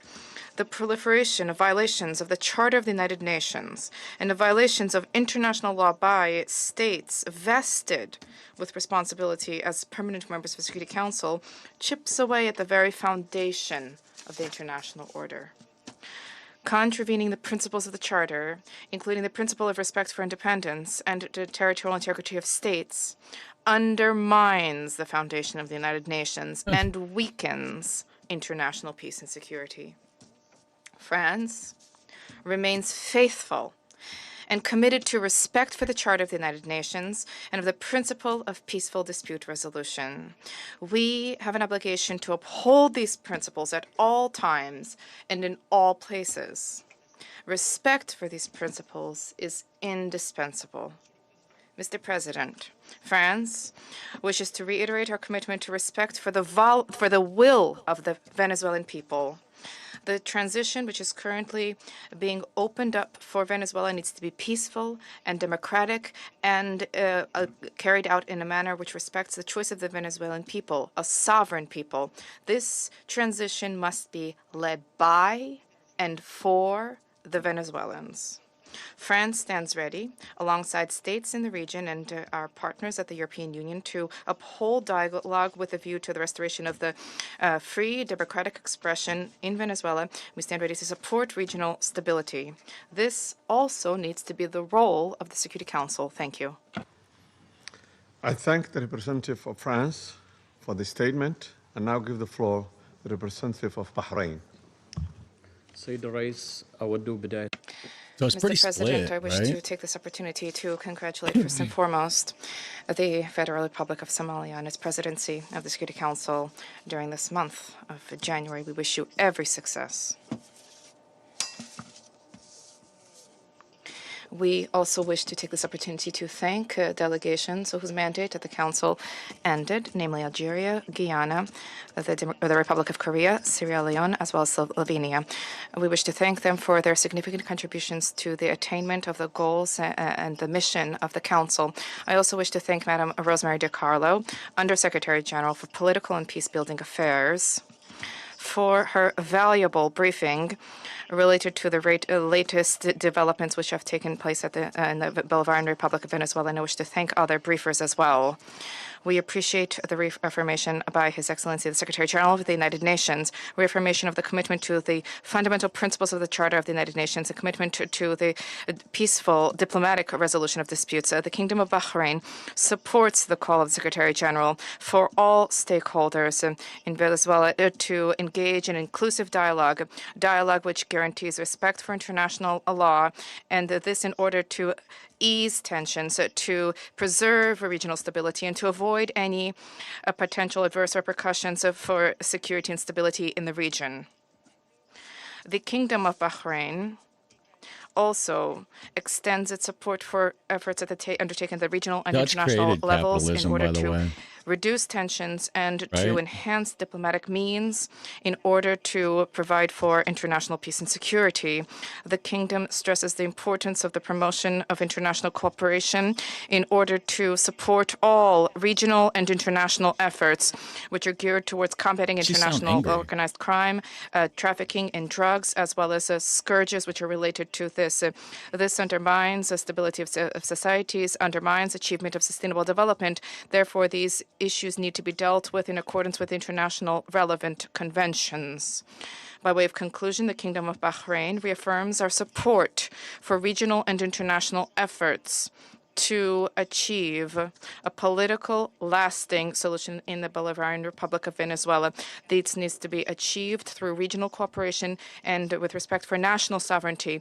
The goal is to provide for security and stability in Venezuela, to avoid risks of conflict and division, to protect civil peace, and to contribute to the preservation of regional security and stability, as well as international peace and security. Thank you, Mr. President. I thank the representative of Bahrain for the statement and now give the floor to the representative of Pakistan. Thank you, Mr. President. Allow me to begin by congratulating Somalia on its assumption of the presidency for this month and assuring you of my delegation's full support and cooperation. We welcome the new members joining the Council. I thank Undersecretary General Rosemary DiCarlo for reading out the remarks of the Secretary General and the valuable briefing. We also take note of the views shared by Mr. Jeffrey Sachs and Ms. Mercedes de Freitas. I welcome the participation of the permanent representative of Venezuela alongside the representatives of other countries from the region and beyond in the meeting. Mr. President, Pakistan views the recent developments in Venezuela with profound concern. In a world already beset by multiple crises, escalating tensions and instability in the Caribbean do not augur well for regional and international peace and security. The UN Charter enjoins us to refrain from the threat or use of force against the territorial integrity or political independence of any state. The UN Charter also binds member states to sovereign equality, non-interference in the internal affairs of others, and settlement of international disputes by peaceful means. Unilateral military action contravenes these sacrosanct principles and the doctrine of sovereign immunity. Such actions set dangerous precedents that risk eroding the foundations of the global legal framework. They also fuel instability, which, as history has shown time and again, can lead to unpredictable and uncontrollable outcomes for years to come. Mr. President, at this critical juncture, the path forward must be one of dialogue and diplomacy. Durable solutions to political differences can only be found through peaceful means. Isn't China trying to take Taiwan? With full respect for the will of the Venezuelan people, free from any external interference. We hope that Latin American and the Caribbean region, as a zone of peace, will remain free from conflict and confrontation and continue its march towards enhanced regional cooperation and improved prosperity for the people. We urge all parties to exercise maximum restraint, de-escalate tensions, pursue peaceful coexistence, refrain from any actions that could exacerbate the volatile situation, and engage in dialogue, including by utilizing the sincere offers of mediation. The good offices of the Secretary General also always remain available for that purpose. Lastly, Mr. President, I affirm Pakistan's commitment to contributing constructively to the discharge of the Security Council's primary responsibility for addressing the threat to international peace and security by diffusing tensions, promoting pacific settlement, and upholding respect for international law and the UN Charter. Peace and stability of Venezuela and the welfare and prosperity of its people, with full ownership, must be the overriding objective of all efforts. I thank you. I thank the representative of Pakistan for the statement and now give the floor to the representative of Greece. Thank you, Mr. President. At the outset, I would like to congratulate Somalia for assuming the presidency of the Council for the month of January, and I would like to welcome the newly elected members joining the Council. I would also like to thank USG DiCarlo for her briefing on behalf of the Secretary General, as well as Mr. Sachs and Ms. De Freitas for their remarks.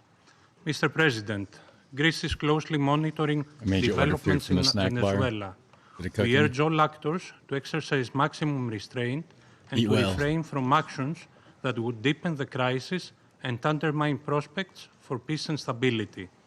Greece reiterates that the Charter of the United Nations and international law, including human rights law, must always be respected.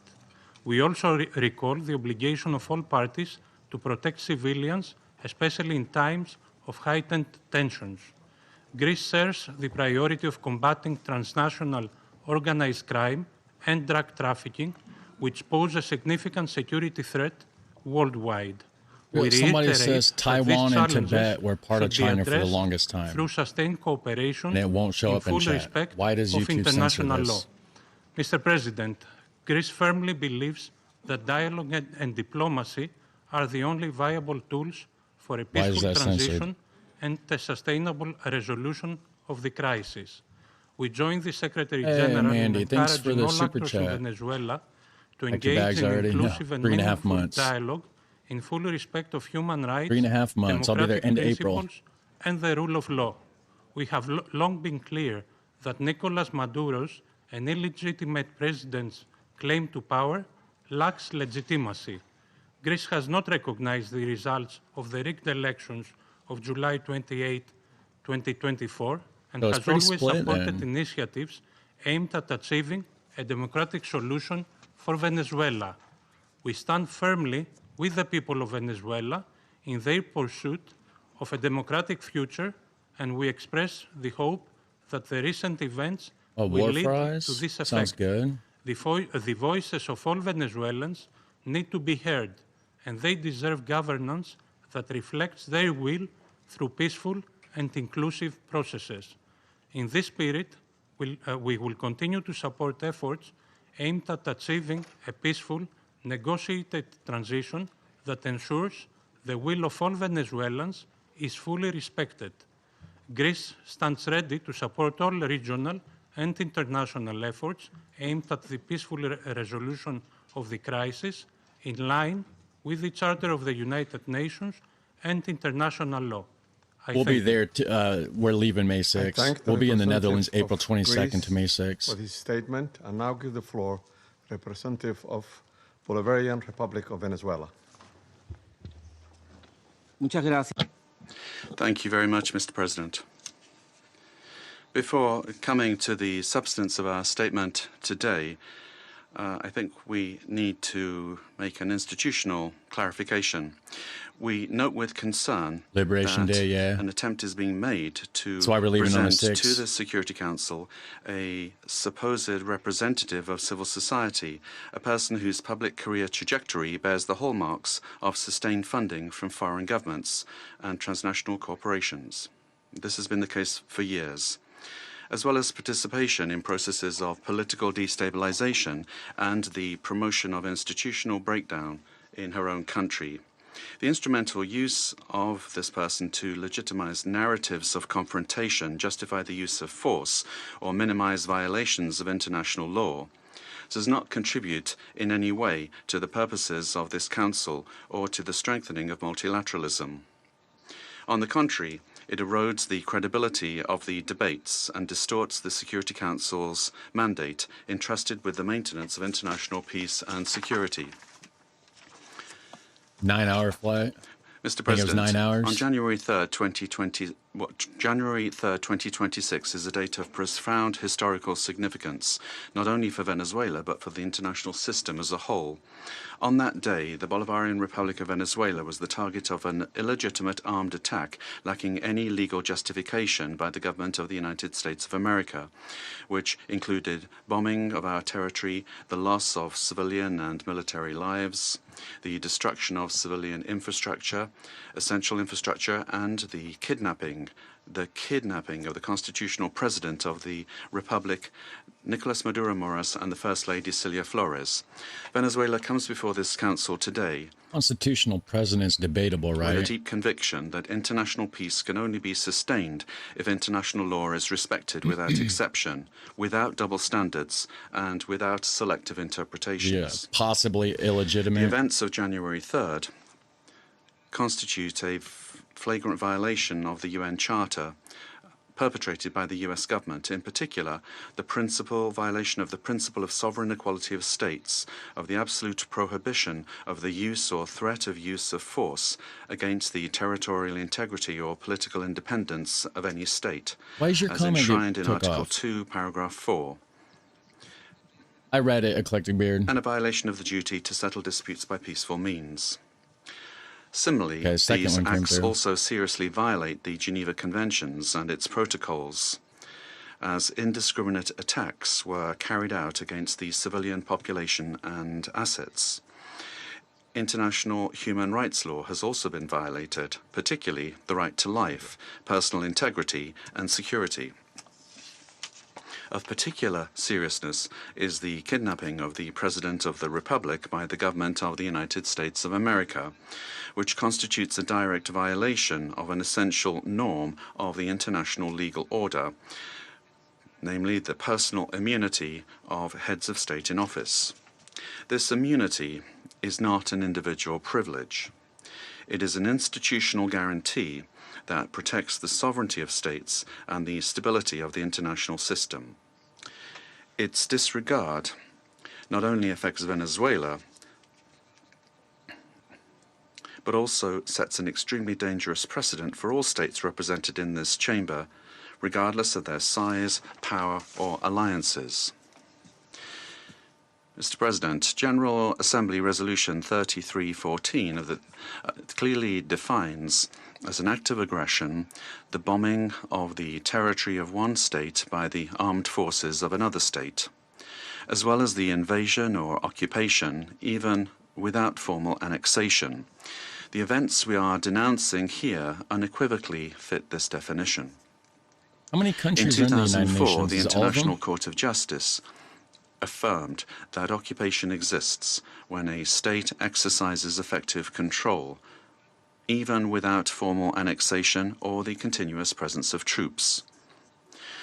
Security Council Resolution 242, for its part, emphasizes that the acquisition of territory by force is inadmissible, while General Assembly Resolution 2625 establishes that the territory of a state shall not be subject to military occupation as a result of the use of force in contravention of the UN Charter. So not all countries are in it Allowing then. such acts to go without an effective answer would amount to normalizing the replacement of law by might, while eroding the very foundations of the collective security system. Today, it is not only Venezuela's sovereignty that is at stake, the credibility of international law, the authority of this organization, and the validity of the principle that no state can set itself up as the judge, party, and executor of the world order are also at stake. Mr. President, we cannot ignore a central element of this U.S. aggression. Venezuela is the victim of these attacks because of its natural resources. I've heard about Greenland in a while. Our country's oil, energy, strategic resources, and geopolitical position have historically been factors of greed and external pressure. When force is used to control resources, impose governments, or redesign states, we are faced with a logic that harks back to the worst practices of colonialism and neocolonialism. Accepting such a logic would mean to open the door to a deeply unstable world in which countries with greater military capacities can decide by force the political and economic destinies of other states. This scenario not only threatens Venezuela, it threatens international peace and security as a whole. If the kidnapping of a head of state, the bombing of a sovereign country, and the open threat of further armed action are tolerated or downplayed, the message sent to the world is a devastating one, namely that the law is optional and that force is the true arbiter of international relations. It always was. Venezuela firmly believes in diplomacy, dialogue, and peaceful coexistence among nations. That has always been our historical position, and it remains so today, even in the face of an aggression of this magnitude. It is precisely that commitment to peace, the one that was violated on the 3rd of January. Therefore, Venezuela urges this Security Council to fully assume its responsibility and to act in accordance with the mandate conferred upon it by the Charter of the United Nations. In that regard, we request, A, that the government of the United States of America be demanded to fully respect the immunities of President Nicolas Maduro and First Lady Celia Flores, as well as their immediate release and safe return to Venezuela. 2, that the use of force against the Bolivarian Republic of Venezuela be clearly and unequivocally condemned. Thirdly, that the principle of non-acquisition of territory or resources by force be reaffirmed. And 4, that measures aimed at de-escalation, the protection of the civilian population, and the restoration of international law be adopted.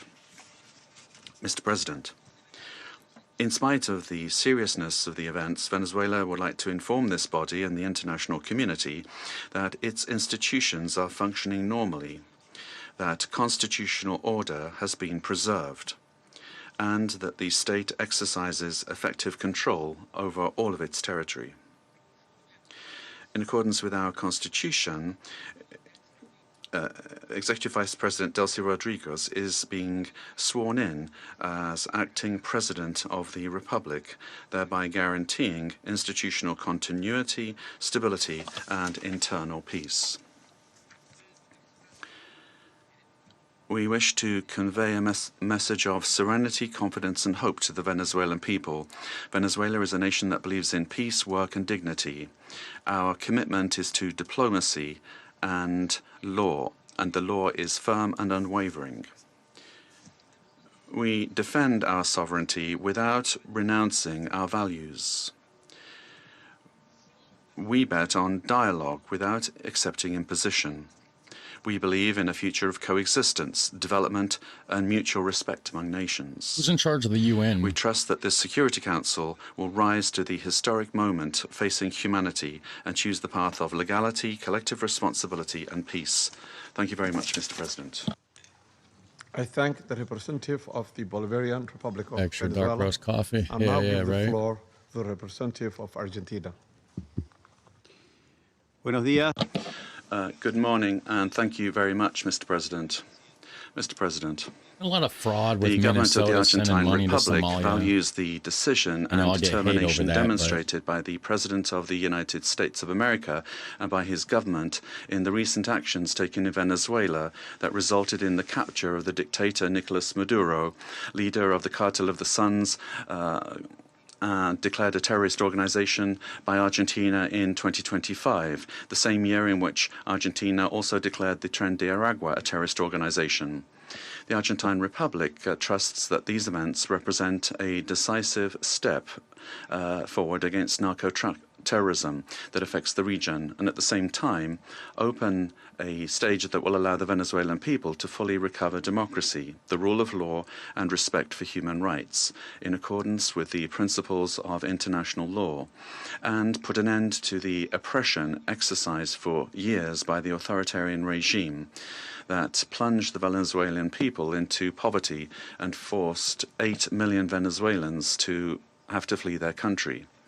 Mr. President, the illegitimate regime of Nicolas Maduro has not only constituted a direct threat to Venezuelan citizens through the systematic violation of human rights, the appropriation of the country's resources, and the destruction of democratic institutions, but also to the entire region by leading and exporting its networks of drug trafficking and Well, organized if you know crime. that Maduro's bad leader, Since the and that he's inauguration of getting what he President Javier deserves, Milei, then Argentina what's has the been real clear problem? and Is it just because consistent you in hate its Trump that position much? regarding this You'd rather vote situation. for a dictator? We have kind of thing? unequivocally denounced the lack of I don't freedoms and understand. the serious human rights Like, I violations. just genuinely don't and understand. We have actively contributed with the determination and responsibility to international efforts aimed at the return of democracy in Venezuela.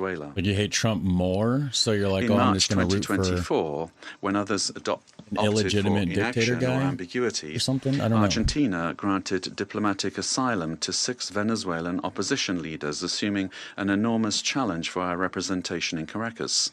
Subsequently, after denouncing the fraudulent nature of the result announced in the 28 July 2024 elections and recognizing Edmundo González Urrutia as president-elect, Argentina was expelled from Venezuela. Our embassy, where the asylum seekers remained, was subject to a permanent siege.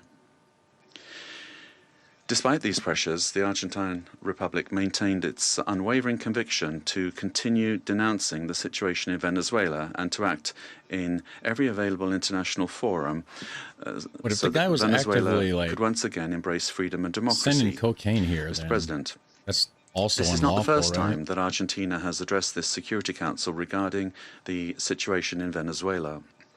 On the 23rd of December last, we expressed our deep concern over institutional and humanitarian deteriorating situation, noting the effects of the illegitimate regime of Nicolas Maduro transcended the domestic sphere and negatively affected regional stability, constituting a concrete threat to hemispheric security.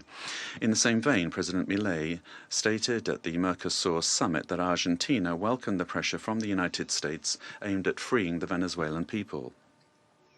Today, the international community faces a new scenario that poses a dual challenge: to support a genuine democratic transition in Venezuela and to contribute to the lasting restoration of peace and security in our region. Faced with both challenges, the Argentine Republic stands ready and willing to cooperate. We reaffirm our firm commitment to the full restoration of institutional normalcy and the rule of law in Venezuela, always safeguarding the freedom, human dignity, and prosperity of the brotherly Venezuelan people, as well as our determination to continue fighting against the scourge of narco-terrorism and those who contribute to its financing. The process that begins today requires the firm and coordinated commitment of all those countries that have accompanied the Venezuelan people in their long struggle, so that Venezuela can leave behind more than 2 decades of political, humanitarian, and social crisis, and can finally be reunited with freedom, democracy, respect for human rights, and economic prosperity. Mr. President, finally, the Argentine Republic requests that the authorities responsible for administering the transition in Venezuela contribute to the immediate release of the Argentine citizen Nahuel Gallo, who has been in a situation of enforced disappearance since the 8th of December 2024, in clear violation of his human rights. The people and should that be his more prompt and powerful safe than the return to our governments. country be guaranteed. Thank you. I Governments thank are supposed to do what the representative of people Argentina, want. And now give the floor to the representative of Chile. Gracias. Thank you, Mr. President. Chile would like to thank Somalia for convening this informational briefing under the item Threats to International Peace and Security. We'd also like to thank Madam Rosemary DiCarlo, USG for Political and Peacebuilding Affairs, as well as the briefings from Mr. Jeffrey Sachs and Ms. Mercedes de Freitas. President, Chile would like to express our deep concern and firm condemnation of the unilateral military action taken by the United States in the territory of the Bolivarian Republic of Venezuela.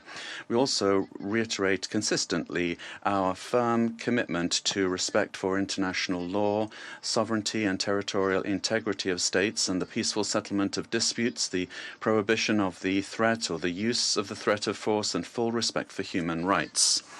These affirmations are accepted by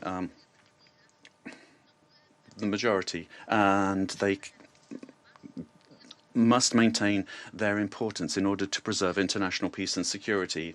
We said this on the 23rd of December when we took the floor, and we reiterate this today. Chile does not recognize the Maduro regime, but serious violations of human rights being faced by Venezuela do not have a military solution. They can only be addressed through peaceful, gradual, and inclusive measures that will take into account the legitimate aspirations of the Venezuelan people. Respect for international law does not allow for exceptions, including when it comes to addressing the illegitimacy of a president. Problems must always be solved within the normative framework that we have provided for ourselves as nations. The future of Venezuela must include free elections, citizen participation, and international assistance, and not with actions that could create dangerous precedents or escalate tensions in the region with serious consequences for the population. Chile, as a witness of history and based on our own experience with the loss of democracy, where there was foreign interference that caused extreme damage and pain for the Chilean people. We were able to recover our democracy through a transitional process that was carried out with the assistance of the international community, the strength of organized citizens, and through our institutions. Mr. President, Chile would like also to underscore the urgent need to continue with coordinated efforts multilaterally to address transnational organized crime. And we're also convinced that Latin America and the Caribbean must continue to be a zone of peace, because that zone of peace not only serves Latin America and the Caribbean, but the entire world. An armed conflict will have devastating humanitarian consequences in Venezuela and in the region. It will worsen the suffering of the civilian population and worsen even further the displacement, insecurity, and vulnerability aspects of the situation. We reiterate that any differences must be dealt with exclusively through peaceful means in strict respect for international law, the sovereignty of states, and the prohibition of the use or the threat of the use of force. As was recently indicated by the heads of state of Brazil, Chile, Mexico, Uruguay, and Spain, we express our concern with regard to any attempt to control government administration or foreign ownership of strategic assets. This would be against international law and would threaten the political, economic, and social stability of the region. Mr. President, given this complex scenario, Chile welcomes the role that could be played by multilateral fora. And here, particularly, we would refer to the role of the United Nations, and particularly the role that could be played by the Secretary General and by this Council, with the consent of the parties involved to contribute to de-escalating the situation and searching for an understanding that would favour a peaceful and lasting exit to the crisis.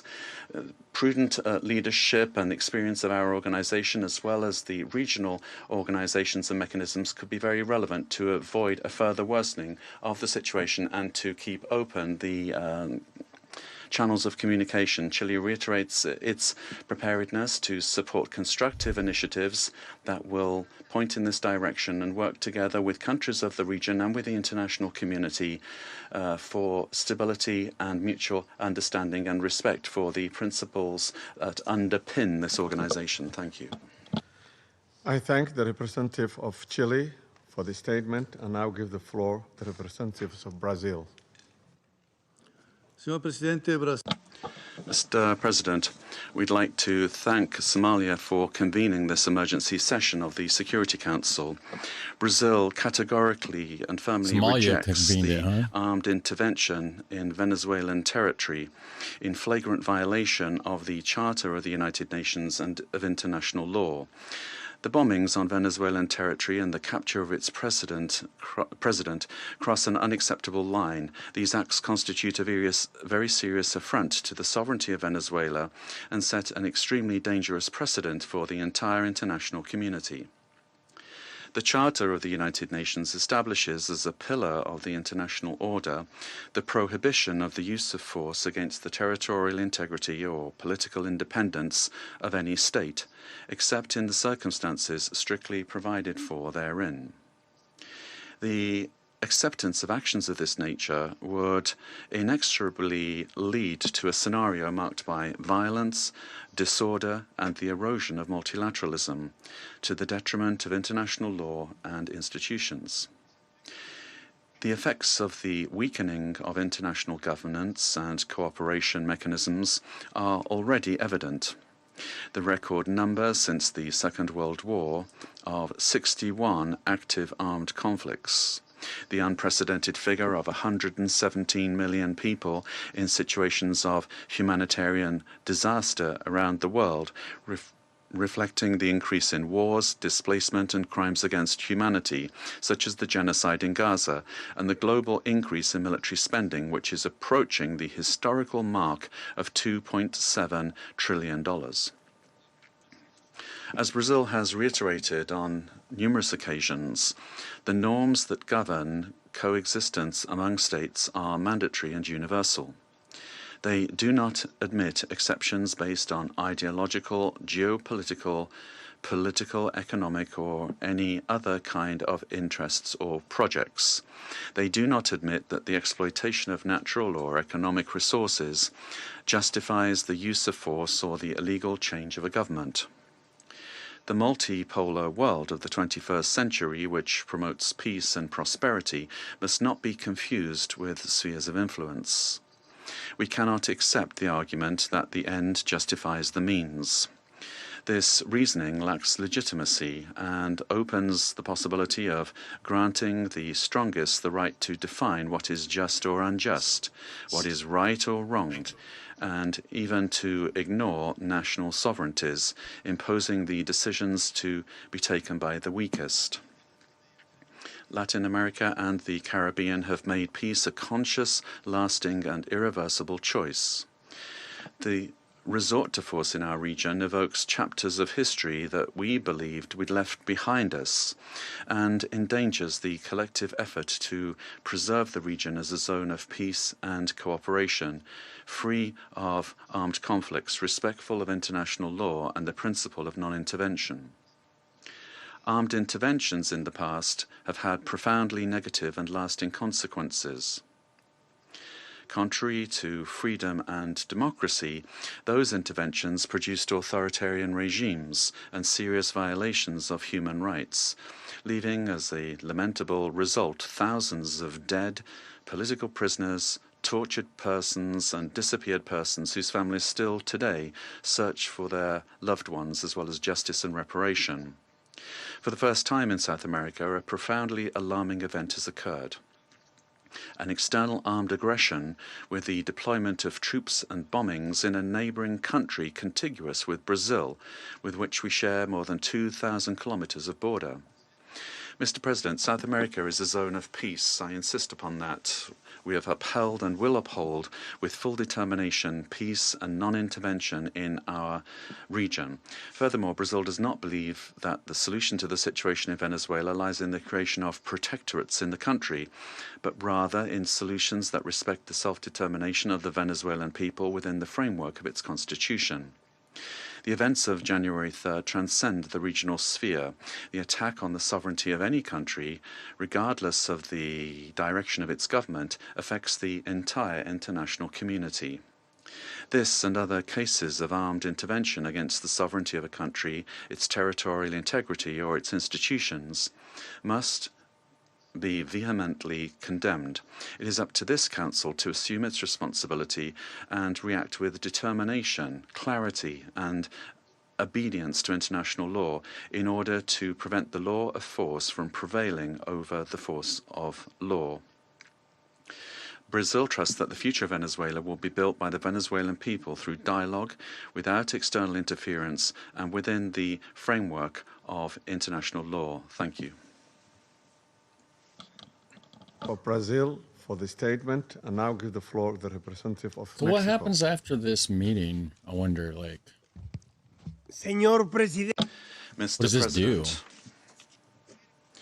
thank you for having convened this emergency meeting of the Council. The government of Mexico has already made its position clear with regard to our condemnation of the military aggression of January 3rd against targets in the territory of Venezuela, in clear violation of Article 2 of the Charter of the United Nations. These actions must not be allowed, as they constitute a severe blow to the Charter and to multilateralism. Mexico would like to clarify the following points. 4 points. Number one, the prohibition of the threat or the use of force against the sovereignty, territorial integrity, or political independence of any state is the foundation of international law, regardless of the country or the government involved. 2. Rhetoric pointing towards the escalation or expansion of military actions, including to other countries in our region, threatens regional stability. Oh, thank 3. you. Music never dies for The Security €6. Council I appreciate has it. the responsibility and, above all, it has the obligation to act decisively and without double standards in the face of serious violations of the Charter, and to restore international peace and security in strict adherence to the provisions of Article 24 and observing Article 27.3. 4. It is for sovereign peoples to decide their destiny and to find peaceful, democratic, and negotiated solutions to their political differences within a framework of unrestricted respect for human rights. Regime change by external actors and the application of extraterritorial measures are not only acts contrary to international law, but historically, all they've done is exacerbate conflicts and Doesn't Mexico weakened let like the social cartel and run half the damn political country? What? the fabric of nations. Mr. President, esteemed colleagues, they were also helping, like, despite the practically, political like, sneak people differences into among our this governments, country through the border. Latin America and the Caribbean has been forged as a zone of peace. Collectively, we have, for decades now, resorted to the available political and legal mechanisms available in order to peacefully settle disputes. The current violation of this fragile balance gravely endangers the political stability and the security of the region, as well as the well-being of our peoples. Those who justify these acts deny the independent history of Latin America and the Caribbean. Colombia's president has denounced the move, but is also Mexico, working principle with firm Trump on in its narco-trafficking. constitutional principles of foreign policy and its pacifist calling, emphatically reiterates that Should do some more. dialogue and Fun to see all those negotiation views, some valid, are some the silly, only and legitimate and people effective wear their ways politics as to an identity resolve coat. Yeah. existing differences. I like doing lives. I'm thinking about I doing it more. reiterate the call of the President of Mexico for the UN to do more to resolve this and other This conflicts, was last minute, including unexpected. through the good offices of its Secretary General. In view of the events of January 3rd, Mexico reaffirms its willingness to support any effort at facilitating dialogue, mediation, or providing assistance that promotes peace in the region. Finally, we cannot overlook the fact that this session of the Council has Yeah, I agree with you, Mandy, been about held only now, giving what money we to people face for social is programs, a housing, serious healthcare. situation that Yeah. puts international peace and security Let's say at both risk. sides has good points. Thank you. That's why both sides has good points. Thank Two the sides to every representative story. of Mexico for his statement, and now give the floor the representative of And Paraguay. yeah, we need more social health care programs and Gracias, and señor presidente. stuff, Thank you, Mr. know, President. For sure. The delegation of Paraguay would like to thank the presidency and the members of the council for the opportunity to take the floor at this very to save that important money, yeah. session. Paraguay has already pointed out the situation with regard to Venezuela under President Maduro and the Cartel de los Soles and the criminal organization that was formally declared as such by our national authorities, and his continued presence was a threat to the region. The exit of the leader of that terrorist organization should immediately lead to the restoration of democracy and any to Venezuelans the in the rule of chat? law in Venezuela, making it possible for the popular will expressed at the ballot box will be the foundation for reconstruction in Venezuela. We would also urgently call for the release of all political prisoners that are still in the prisons of that country, and we reiterate that a return to democratic institutions in Venezuela and the possibility for the legitimately elected authorities to resume their functions are fundamental steps for stability in the region. And finally, Paraguay reaffirms our historic commitment to the peaceful settlement of disputes, and we would observe the current events in Venezuela, and we would urge democratic means to be given priority for an ordered transition. Our commitment will continue to be to the democratic principles of the rule of law and peace in society. Thank you very much, Mr. President. I thank the representative of Paraguay for his statement, and now give the floor to the representative of Cuba. Gracias, señor presidente. Thank you, Mr. President. Mr. President, Cuba aligns itself with the statement to be delivered by Eritrea on behalf of the group of friends of the United Nations and Uganda on behalf of the non-aligned movement. Since September of last year, Cuba has been denouncing the hegemonic and criminal plans of the United States and its Of course, Cuba's against this. No surprise aggressive there. projection against Venezuela and the region.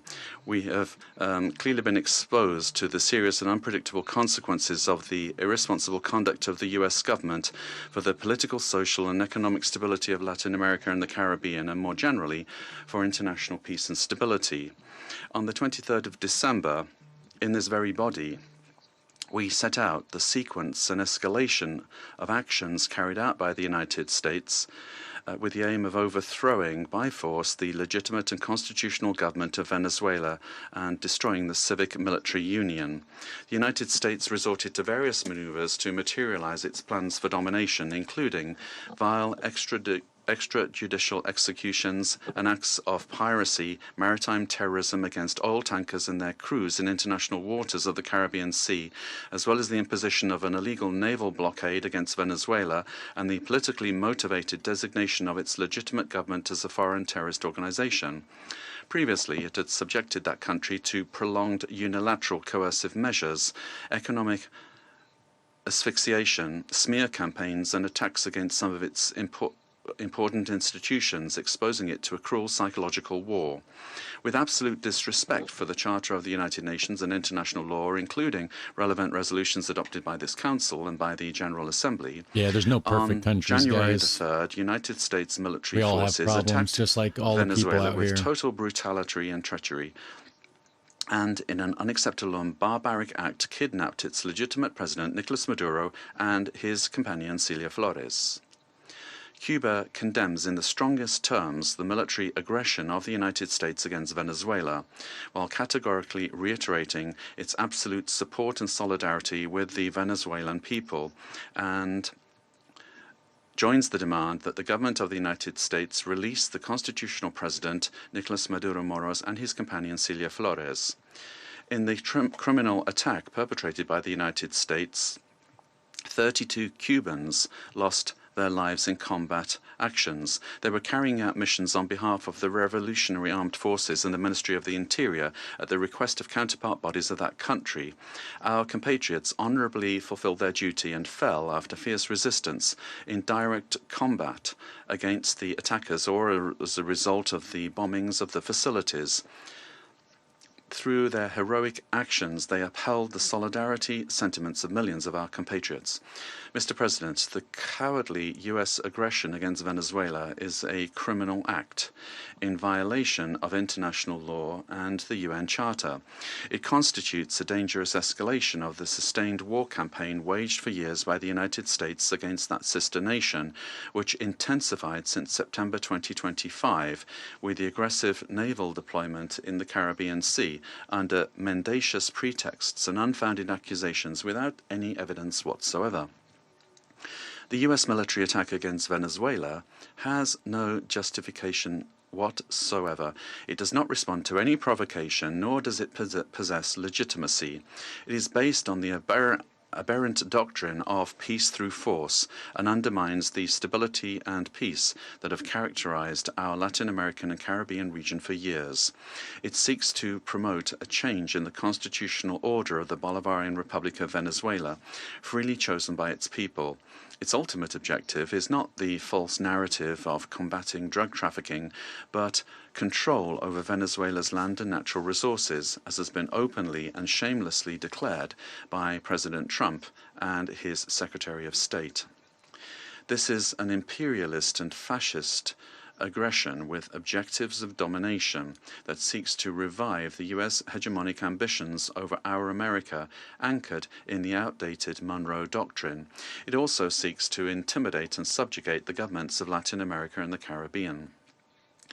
Cuba calls for an urgent reaction from the international community against this criminal attack on Venezuela, a peaceful nation that has not attacked the United States or any other country. They've been waiting to since the We call on all Cold War, governments, right? parliaments, social movements, wanting and to get peoples of into the it with world this. to condemn the U.S. military aggression against Venezuela and to confront this act of state terrorism that threatens international peace and security and seeks to impose a new doctrine of U.S. imperialist domination domination in Latin America and the Caribbean and in the world. Mr. President, the recent statements about imperialist plans to steer Venezuela toward a supposed safe, appropriate and prudent transition are totally unacceptable. In the U.S. vision of domination, this means imposing a puppet government functional to its predatory goals, particularly unrestricted access to and plundering of natural resources that, by right, belong to the Venezuelan people.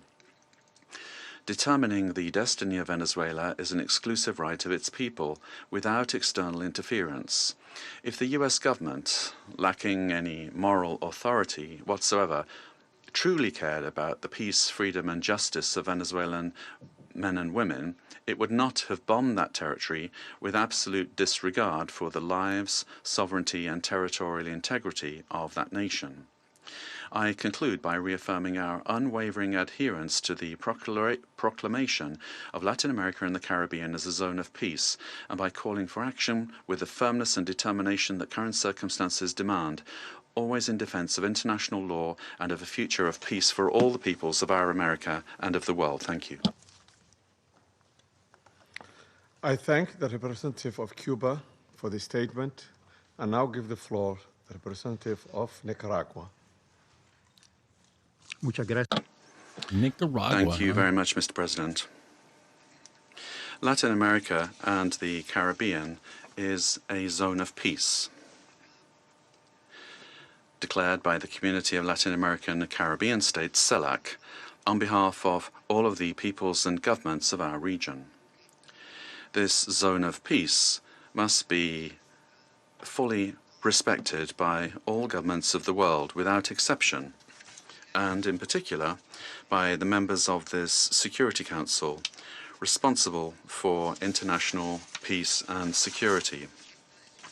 This decision, these desires and aspirations of our peoples, are a noble contribution to world peace, to international law, and to the United Nations Charter. Mr. President, Nicaragua supports what was expressed by the interim president of Venezuela, Delcy Rodriguez, calling for the immediate release of the constitutional and legitimate president of Venezuela, Nicolas Maduro Moros, and the first fighter of the country, Celia Flores.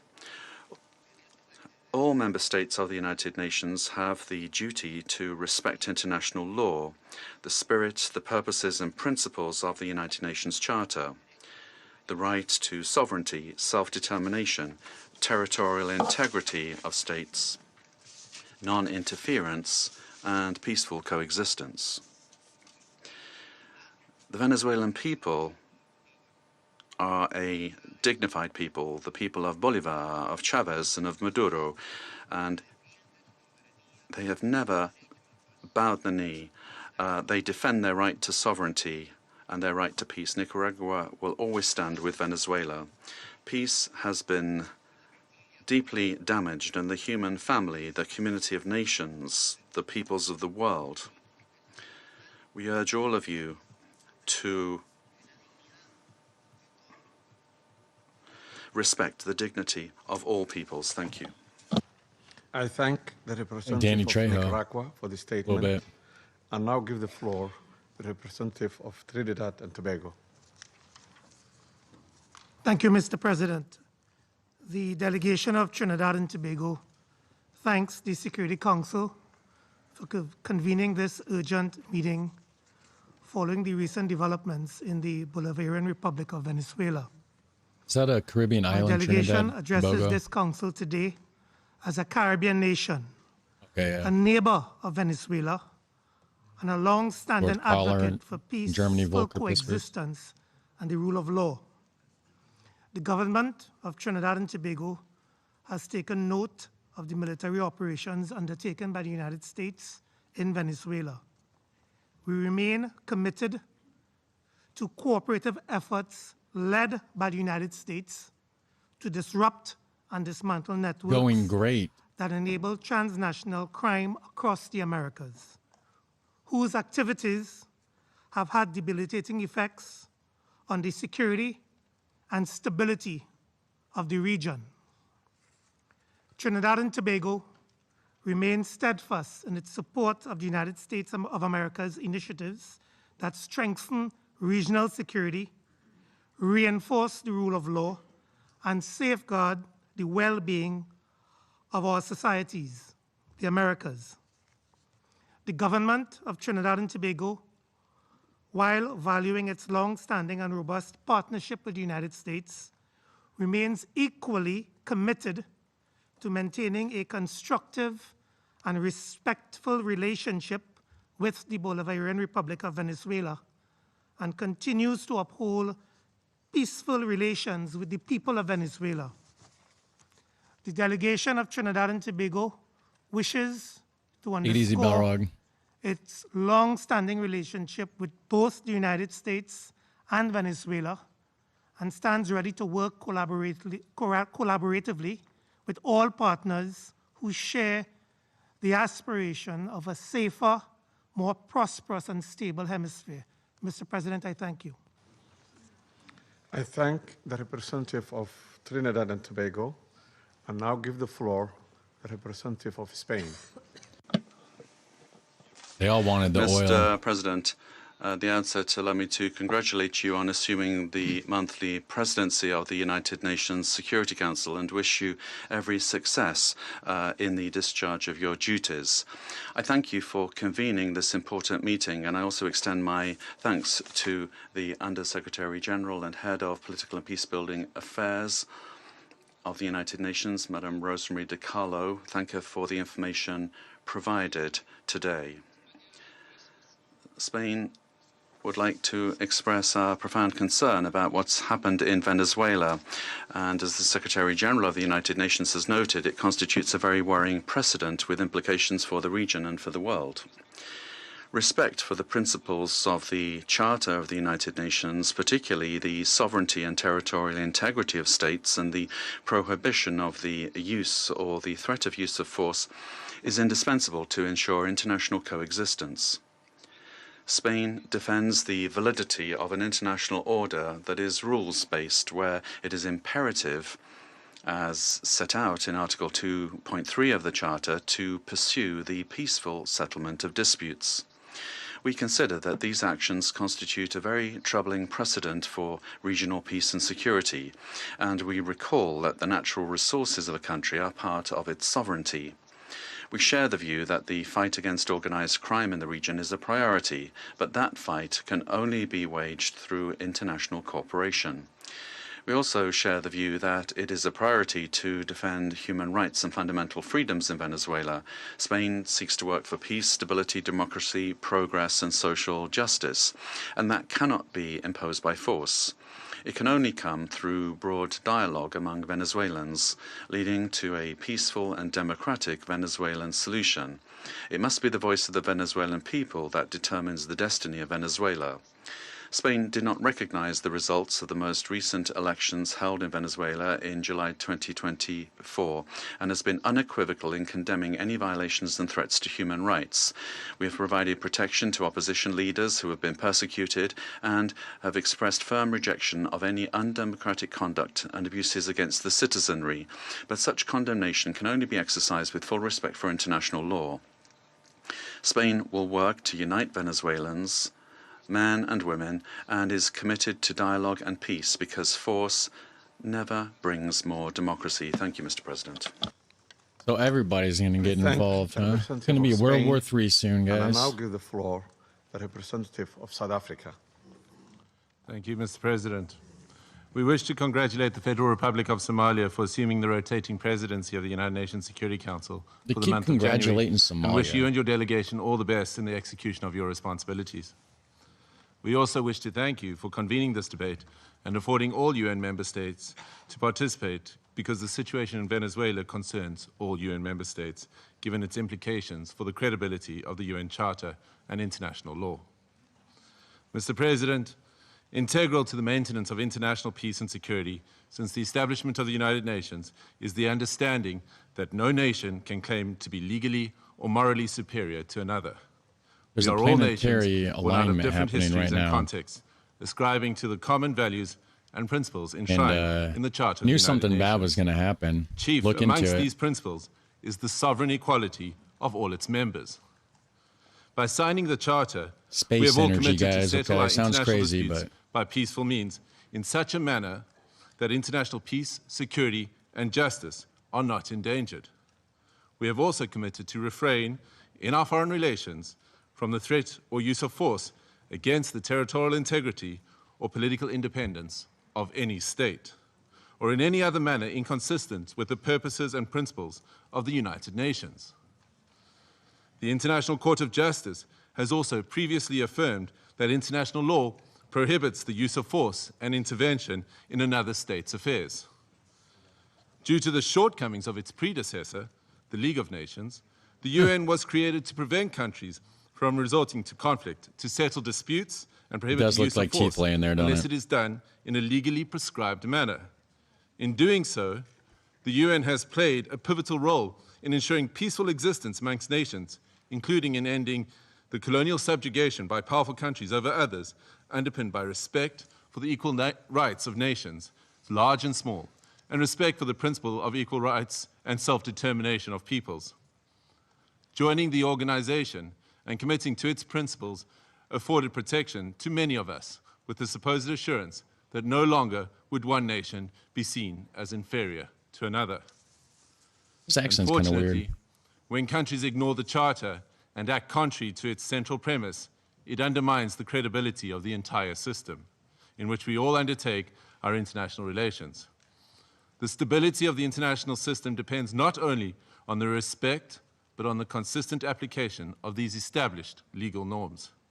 We all benefit from a rules-based international order based on international law. When we break those norms, we invite anarchy and an environment where might makes right, ignoring the complexity of interrelations and interdependence in our modern world. Mr. President, the unilateral military strikes carried out by the United States of America against Venezuela and the abduction of President Nicolas Maduro and his spouse from Venezuelan territory for transfer to the United States wantonly violates the sovereignty and territorial integrity and independence of Venezuela. These actions are also in stark contrast to our established legal norms, reinforcing the belief that might is right and undermining diplomacy. History has repeatedly demonstrated that military invasions against sovereign states yield only instability and deepen crises. Unlawful unilateral force of this nature undermines the stability of the international order and the principle of equality among nations. Such use of force also undermines the institutional infrastructure established to regulate relations among nations. We have seen examples of these in Libya, Iraq, and countless cases in Africa where foreign interventions and interference create security crises and undermine national governance institutions cultivated through nuanced and complex national contexts. South Africa stresses that allegations of internal governance challenges, human rights concerns, or acts of criminality by a head of state cannot justify a breach of the Charter's prohibition on the use of force, particularly Article 2.4 of the Charter. The peaceful resolution of disputes and internal matters must proceed in accordance with international law and through multilateral mechanisms. Additionally, under international law, a state has exclusive jurisdiction over persons and conduct within its own territory. Any enforcement of domestic law, including arrest by one state within the territory of another state without the state's consent, is an unlawful violation of sovereignty. There are recourse mechanisms at the disposal of states to implement international law. This includes taking action by bringing a case before the International Court of Justice or seeking action from the Security Council. But if it was illegitimate and the people of Venezuela didn't want him in power, by a group of concerned countries, mainly those in the Latin American region, most affected by the developments in Venezuela, which reiterates that the situation in Venezuela must be resolved exclusively through peaceful means, through dialogue, negotiation, and respect for the will of the Venezuelan people in all its expressions, without external interference and in accordance with international law. Pancake, Mr. President, each one of our countries, including our peoples, that are members of this organization and that are bound to its charters, have the right to determine our own democratic and political path.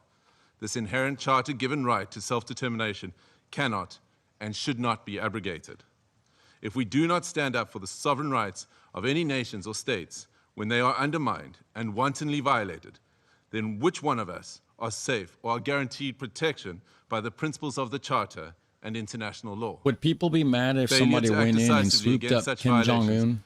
is a tantamount to inviting anarchy and Right. normalizing the use of force and military might as the main form of discourse in international politics.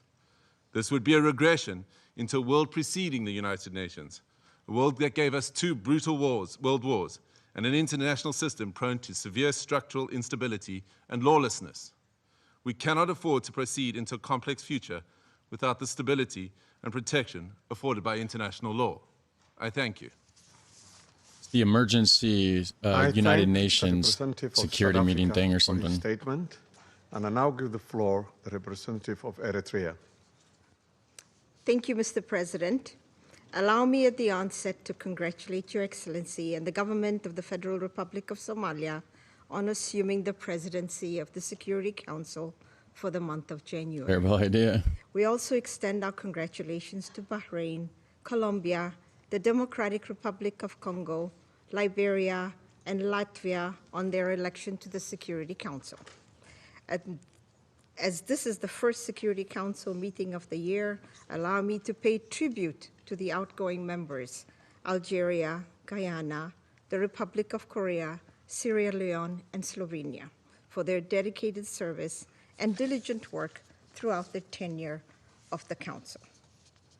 I read this statement on behalf of the Group of Friends in Defense of the United Nations Charter. Isn't that the North Korea The of Group of Friends in Africa? Defense of the Charter of the United Nations condemns the most unequivocal and categoric manner the act of aggression perpetrated on 3rd January 2026 against the Bolivarian Republic of Venezuela by special forces of the United States of America, which included armed attacks against civilian and military objects in the capital city of Caracas, as well as in various other cities of the Venezuelan territory, and the illegal abduction of the President and First Lady of the Bolivarian Republic of Venezuela, Thought His Eritrea Excellency does Mr. some pretty Nicolas fucked up Maduro shit, too. Moros, and Her Right? Excellency Mrs. Celia Flores de Maduro. The member I'm states of the confused Group here. of Friends in Defense of the Charter of the United Nations expressed their serious concern at the impact of these series of armed attacks, particularly on civilians and their human rights to life, which have included military assaults with U.S. Special Forces, while emphasizing that such acts constitute a clear breach of international law and of each and every principle governing international relations, including those foreseen in the Charter of the United Nations.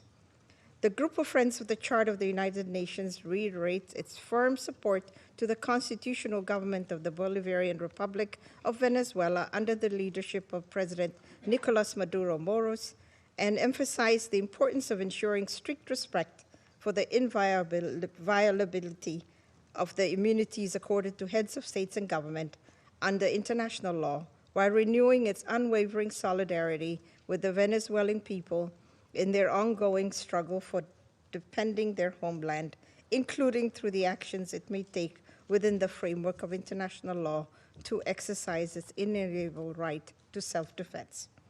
The member states of the Group of Friends in Defense of the Charter of the United Nations demand for the immediate cessation of all hostilities against the Bolivarian Republic of Venezuela, for the full respect for the sovereignty, territorial integrity, political independence, and inalienable right to self-determination of the Bolivarian Republic of Venezuela. I don't censor anybody, but like Margarine, I'm putting you in timeout just because, like, First Lady Celia geez, man, Flores chill. de Maduro Jesus to the Christ, Venezuelan dude, chill. national territory, 5 minutes. and for those Learn your lesson. responsible for these acts of aggression to be held accountable.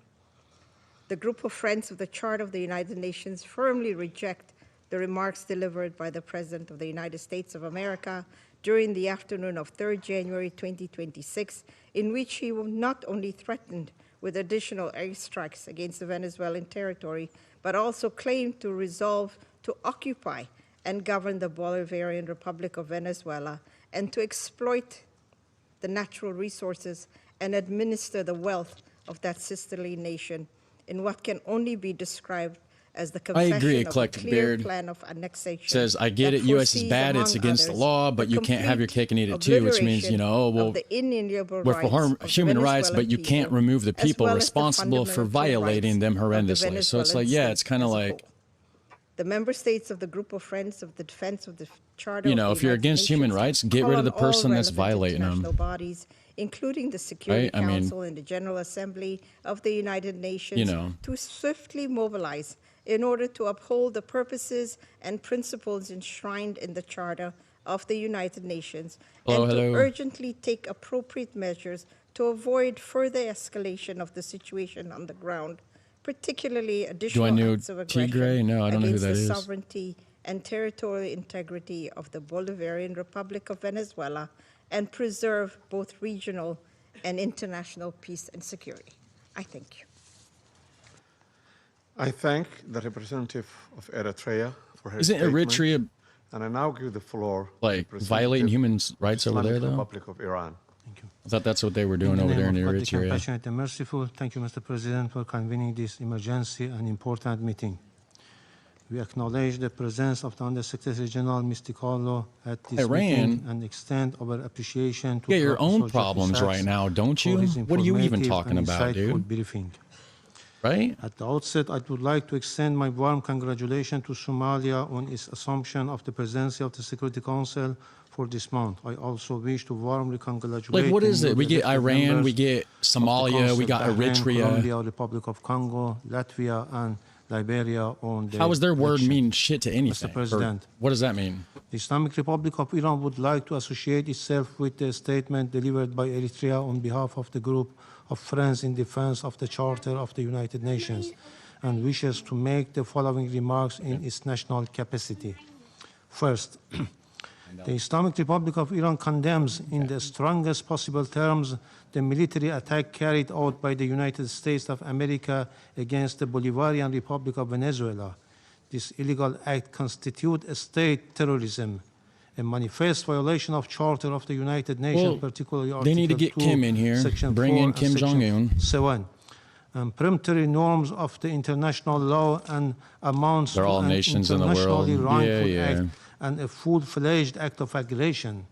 Such military aggression against an independent member state of the United Nations establishes a serious breach of regional and international peace and security with far-reaching consequences for the international system as a whole.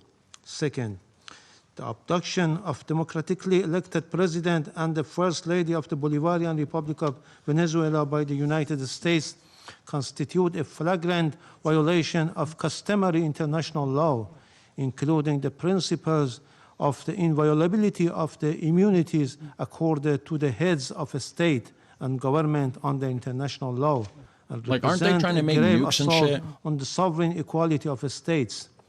The Islamic Republic of Iran recalls Venezuela's inherent right to self-defense and underscore the legal responsibility of the United Nations, in Let's get particular all of the our Security enemies Council, together. to take immediate Just measures have them to all halt this say unlawful how bad we are. aggression and All the to people that ensure don't like this country. accountability for all those responsible. Iran also affirms its full support for the people and legitimate the elected government of the Bolivarian Republic of Venezuela. Third, the United States is openly seeking to substitute its domestic law for international law and the Charter of the United Nations. This represents a serious warning to the international community and to all member states. Such unlawful conduct strikes at the very foundations of the Charter-based international legal order and establishes a dangerous precedent that must be categorically and unequivocally rejected. The so-called declared U.S. policy of peace through strength prescribe the law of the jungle and the rule of force instead of rule of law, and if tolerated and normalized, would render the collective security system established by the Charter ineffective and devoid of purpose. Fourth, the continued inaction and paralysis of the Security Council in the face of the explicit threat and act of aggression by the United States have fostered a dangerous climate of impunity. It has emboldened the United States to persist in unlawful conduct that poses a grave threat to regional and international peace and security. Play nice. In recent days, the President of the United States you don't have to be nice, just a little bit nicer. Issued public threat of the use of force against the Islamic Republic of Iran in manifest violation of Article 2 of the Charter of the United Nations.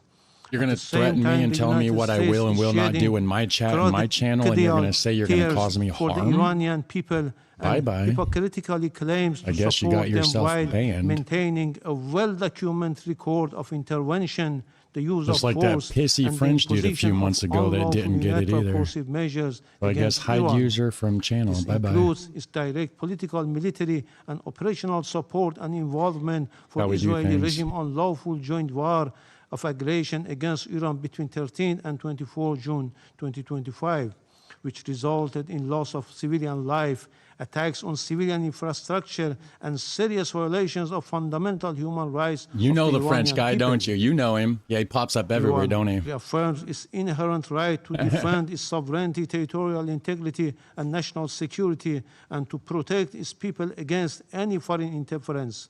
The I don't even United ban States people. of America will bear full responsibility for consequences threaten me. arising from its unlawful threats and any ensuing escalation. Finally, we unequivocally reject the baseless allegation and unwarranted reference made to Iran by the representative of the United States at this meeting. The facts on the ground are clear, speak loudly for themselves, and cannot be concealed by political rhetoric or manufactured narrative. I thank you. I thank the representative of Islamic Republic of Iran, and now give the floor to the representative of Uganda. Where's all the rest of them that hate us? Where's the Chinese guy? Mr. Where's President. Putin?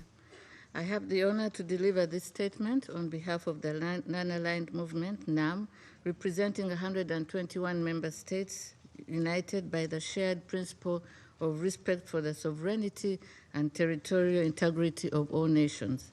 The Coordinating Bureau of the Non-Aligned Movement, NAM, categorically condemns the act of aggression perpetuated by the United States of America against the Bolivian Republic of Venezuela since the early hours of 3rd January 2026, which included armed attacks against civilian and military Why'd you have to put her in locations in timeout? the capital city of Caracas, as well as in various other Long cities story. of the Venezuelan territory.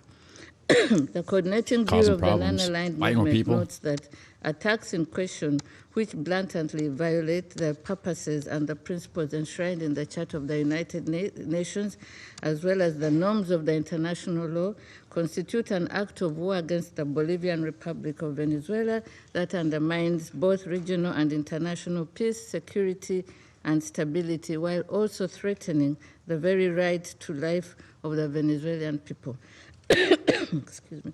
The Coordinating Bureau of the Non-Aligned Movement demands the immediate cessation of all hostilities against the Bolivian Republic of Venezuela, the full respect of the sovereignty, territorial integrity, political independence, and inalienable rights to the self-determination of Bolivian Republic of Venezuela, and that those responsible for those ongoing acts of aggression to be held accountable.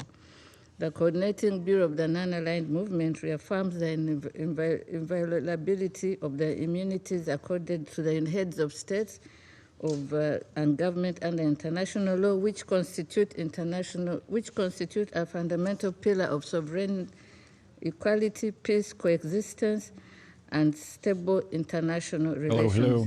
These immunities, firmly rooted in customary international law and consistent with the purposes and principles of the Charter of the United Nations, must be respected universally without discrimination, and any actions or measures that undermine or selectively disregard them Same risk here, eclectic eroding beard. multilateralism, destabilizing international relations, and weakening the international Sorry if it was my fault for legal you. order.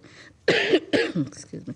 Mr. President, The Coordinating Bureau of the Non-Aligned Movement reiterates its full solidarity with the people and government of the Bolivarian Republic of Venezuela at this critical time and insists that military solutions are not viable avenues for addressing any issues that may be of concern between members of the international community.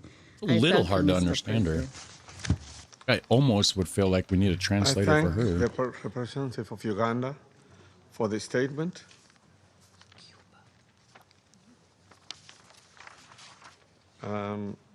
I now give the floor to the representative of Cuba, who has asked for the floor to make a further statement. I took two movie reaction live streams and clipped those into videos for the day since I seen that this was happening.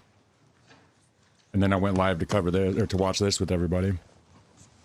I was going to go live and watch YouTube and do Thank you, GeoGuessr, Mr. President. Mr. President, my delegation feels it must take the floor again to respond to the unfounded accusations formulated by the United trying to States adjust the against volume.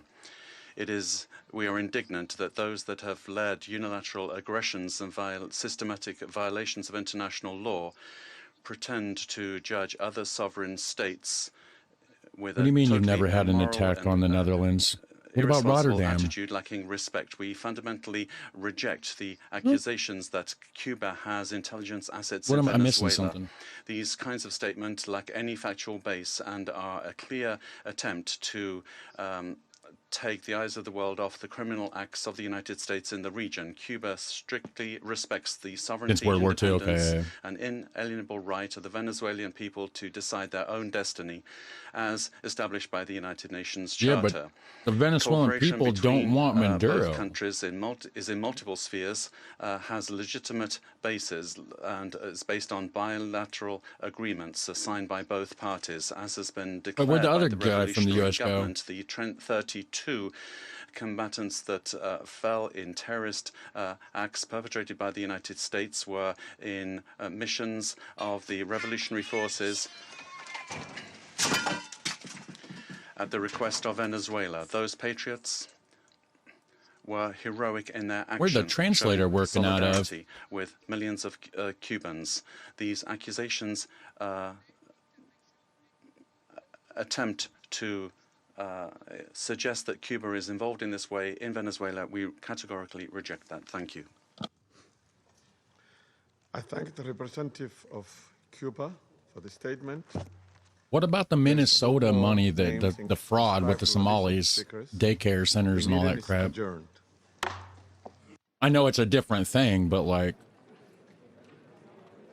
got Somalia, the one that wants to declare this emergency meeting right after they got called out, all this fraud stuff with Minnesota and Tim Walz and all this other crap going on. Oh yeah, 8 to 9 billion in fraud. Yeah, probably more than that, really. Probably more than that. Well, what do you guys think about all this? It seems like everybody's pretty damn split. It seems pretty split.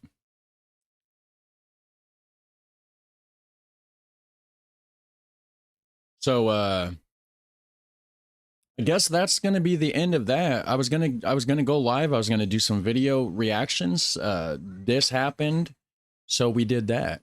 I got to go I got to eat the rest of my lunch and all that stuff. So go over there and subscribe to Eclectic Beard's channel. He does reactions. He's in the chat watching this with us. He does a lot of reactions to British stuff. So if you guys want to see an American react to British stuff, go check out the Eclectic Beard channel. Thanks for watching with me, everybody. Hit like on the stream. Definitely hit like on hit like, drop comments, do all that super fun, awesome stuff. And yeah, if anything else breaking news, I might just start doing this kind of stuff more. Like, we're learning about the world. We're gonna, I love doing live streams and everything. So this may be what we do. I'm not going to stop doing reactions to stuff around the world. I mean, we're still going to be watching videos around the world. We're still going to be learning. This is also learning. So, yeah, I guess that's about it. You guys have a super fun, awesome day, and I'll catch you in the next one. Take care. Bye.